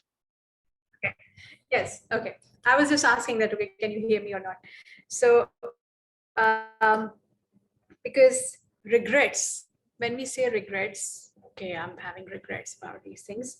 It's an umbrella term, because regrets can be about the actions I have taken in my past, which were inappropriate according to my awareness now. And regrets can be about actions which I haven't taken, and now I realize that I could do that. So Yeah. regrets are just like many variations. And as I have experienced through with my way of impeccability experience a journey, uh, regrets are first thing. It's a good news that okay, at least we are grown up enough that we realize that whatever we have been doing was not appropriate. First thing, we are at least aware, much aware than what we were in the past. And second thing is about the regrets, that regrets are not a problem for me. Clinging to that regrets, insistence on just Exactly. feeling that thing is a problem. Exactly. And this is what you, Exactly. of course, need to work on that and do some practice of Yes. impeccability and Yes. moreness. Yes. Absolutely. Absolutely. Elizabeth Entrusted brings up a beautiful point here. Mhm. Right? Or just an awareness that she's sharing. It's a sharing. Create a home. Note well, capital H, home. The Yes. way a parent cares for its baby, a place for more to live. That is precisely what Yes. we are doing here now. This is this environment, these Sunday lives, and of course, anybody can come on Zoom if they want more anytime, right? During the week, I mean, the rest of the time. But this environment, this community that we are growing here, this is a home, a capital H home, a place where openness lives, a place where caring lives, a place where awareness lives, a place where discernment lives, a place where understanding lives, a place where the celebration of difference lives. Yes. Celebration, not Yes. acceptance, not tolerance, but celebration, right? This is a very profound thing. And this is a place where more especially lives. Because how often do we have that opportunity where we can go all the way in depth on something and come to the end? Very seldom. Very seldom. Always it's, we're out of time. Not here, right? We are going to come back at these things because no matter how thorough we may be in our discussion today, there's always more.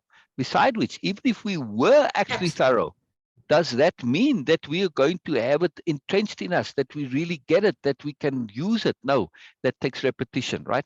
So I may get what my violin teacher is telling me to do. Can I do it? Hell no. It takes practice to do it. Yes. So we need practice. And through this repetition, we're coming at it from multiple sides. When we say repetition, we don't mean exactly the same. Repetition is almost never exactly the same, right? It's kind of difficult to get it to be the same, particularly when discussing such deep and abstract concepts. So every time we go over the same concept, it's always different. There's always more. It's fantastic. It's always fantastic. So Normal asks, risks depend on others if involved. No, no, they can depend on anything. You can have risk with yourself. In other words, not being impeccable, very risky. Engaging in things like, ego and wanting to get attention or creating fantasies within yourself, right? You can be in your own fantasy bubble, but that's really risky. Yes. So we have to understand this, right? If we're not real, we're engaging in risk. Now, we might think that, well, if I'm real, then it gets boring and not fun. No, this is not understanding moreness. The more real, the more we connect to moreness and the more joy and the more fun there is, right?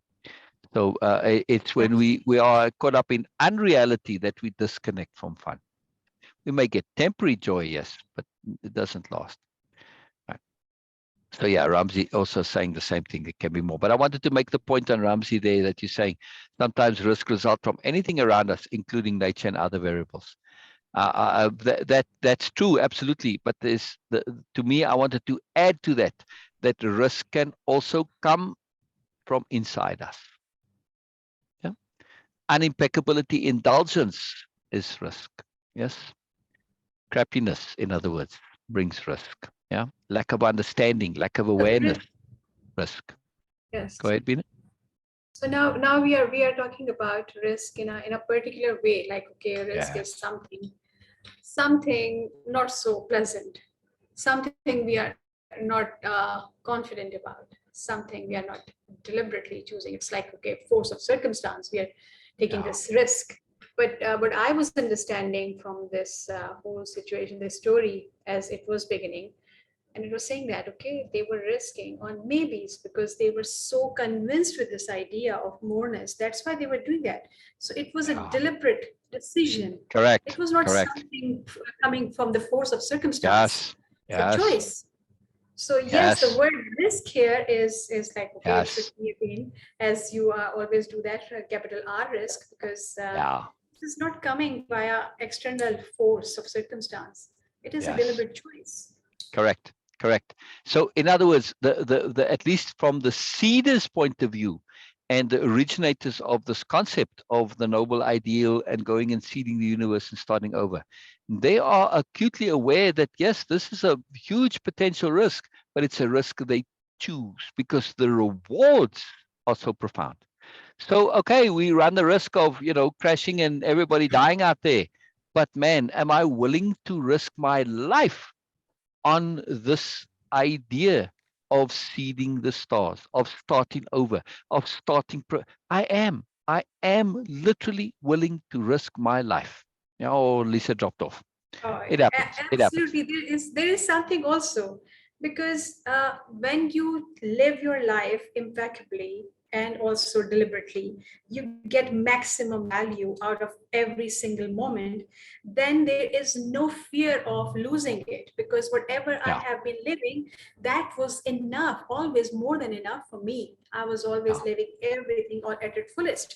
So then I will be free to take risk on maybes, because I want to have more. There is a chance to have more. So I can do that, because whatever I have been living, okay, I'm satisfied with that. This inner satisfaction also a key factor to risk, to take risk of Now, maybes. exactly. So in order to get to more, this involves risk. And this is the magic of impeccability, because we've learned from just minimizing risk in our day-to-day and risk in our conceptions, risk in our psychology, all the ways that impeccability resists risk. Now I can truly step out into those maybes, because I can do this deliberately, because I know that I have the ability to minimize risk, and I can take those profound risks when it comes to maybes that have these profound payoffs. I can do it. I can do it. I can do it. Very big point, Bina. Very big point. Huge point, to deliberately choose a maybe, because we have developed the impeccability to do so. Yes, I know time is coming up, but I have a few more questions I want to go. I just want to make a quick comment. That is it just me, or does this here look like kind of a fat sneaker? There's all, like a high top sneaker, and there's all the laces, and it's kind of bulging out on the side. Just caught my eye. A bit of fun. Sure says something important here. It doesn't look like that to you? Okay. To gently release the feeling of guilt or shame, I address and remind myself I'm not the same as I was that morning or the day before, etc. Was I less aware then? Yes, I was less aware then, because each moment I grow in more awareness. Yes, this is having self-compassion. Yeah. And regrets and fear, unclear, can all be changed. The past can easily be changed. But it's rare that people work on this. Absolutely, Ramsey. We need to work on it. We have to work on it. Exactly. I don't see how the past can be changed. I can shift my perspective of it, but I'm not capable of changing what was not done. Exactly. Investigating motivations, like steering our ship. Investigating motivations is absolutely crucial. Motivations is how we understand ourselves. Like Jones the alien is fond of saying, understand motivations, understand humans.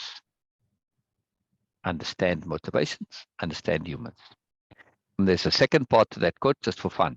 And then you'll know whether they're good to eat or not.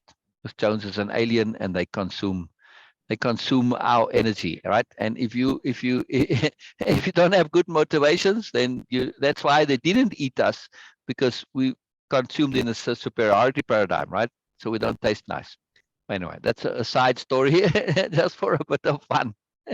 And Jones the alien is got a lot of profoundness in his peculiar, messed up way. If we work on today, tomorrow, today will become yesterday, and doing it every day, you will have a different past. Absolutely, absolutely. And when we understand this, right, to take that to a little bit further, and we say, you know, why it's so important to look back and understand that I have changed, right? So I'm paying attention to me now, and I look at my past and I say, wow, wait a second, I have changed. What's the implication? Paying attention to implications is a profound thing. It'll blow up your world and expand your world like crazy. What is the implication of I have changed? Oh, that means I can change. Holy moly, I can change. Why? Because I have changed. It's a truth. It's a reality. It's an awesome, potent power. Yes. I have changed, therefore I can change. Take that one step further. When I look into the future and say, you know, wow, I don't know if I can do that. I don't know if I can change to do that. But wait a second, I have changed in the past, and it means I can change. Oh, maybe it means also I will change. I have changed, I can change, I will change. I recommend you put that up on your wall. You know, make a nice little poster out of it, make it fancy, print it out, put it up. Very big deal. Yes, sure says clinging to regret is an issue. Absolutely. Questions are the love notes from the universe. Yes, absolutely. Or love notes to the universe. Yes, both ways. Both ways. You know, Bina, in that quote of Bina, it's such a profound quote.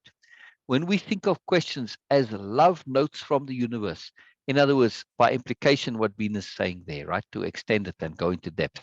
The universe is sending you a question, capital Q question. Why?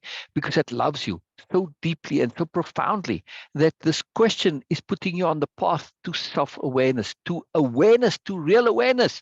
If it sent you the answer, you just get the answer. You don't learn to think. You don't learn to choose. You're not making it your own. It's not deliberate. It's not done in true awareness. So it doesn't really help you. But the question does. Because in order to answer the question, you have to choose. And through choice, deliberate choice, we get awareness. Yes. This is absolutely potent. Yes. Absolutely potent. Absolutely potent. Yeah. So, yeah.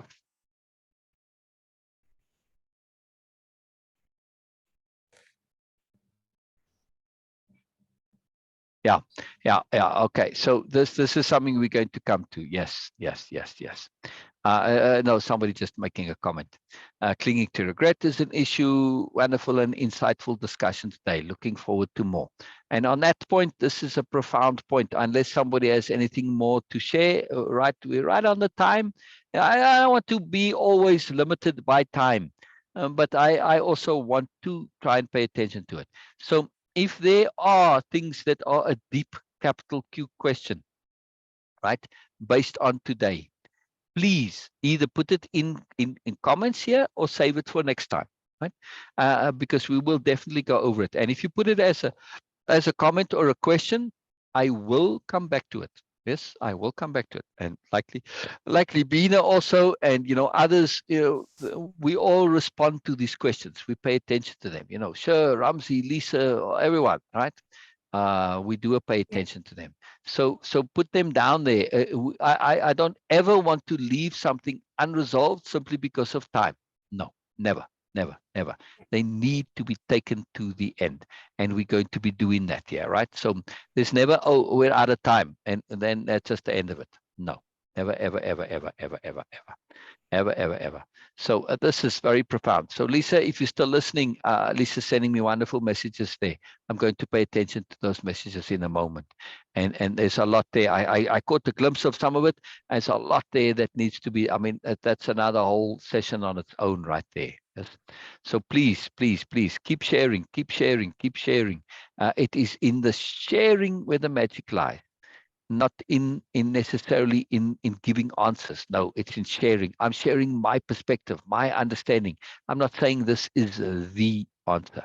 I'm saying it might be. I'm not even saying it's an answer. I'm simply saying it's a perspective. It's a sharing. Yes. So thank you, Ramsey, for the participation. Thank you, Norma, for your participation. Thank you, Elizabeth, for your participation. Thank you, Sher. Thank you, Elizabeth. Thank you, everybody who's been here, right? Joey, I know you John came and and you said Joey. hello. John, yes. I didn't hear much from you, John. I want to hear more from you, John. You just said glad to be here. I want to hear from you, John. I want to hear from you. I really want to hear from you, right? It's a big deal. Same thing, Michaela.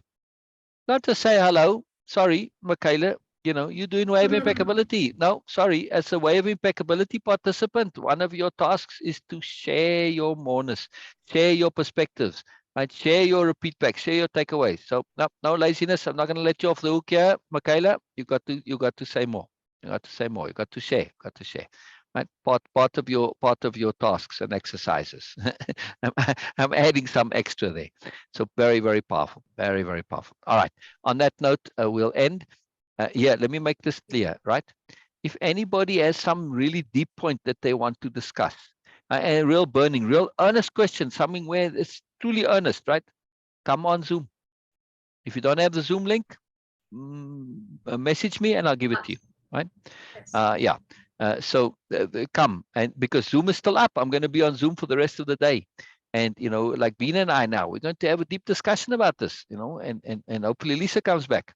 So this just come on Zoom and we'll get into it in detail. Yeah. This is very powerful. That's very, very, very powerful. So this is very cool. All right. On that note, I shall let me go back here to end the live. So brilliant. And then, like I said, I'm going to go back. I'm just going to end Zoom and then come right back onto it again. So fantastic. Thank you. Thank you, everyone. Thank you. Thank you, everyone, for participation. Yes. All right. Ending it right now. See you next week. And meeting for all. Yes. See you next week. See you next week. Yes. Bye-bye.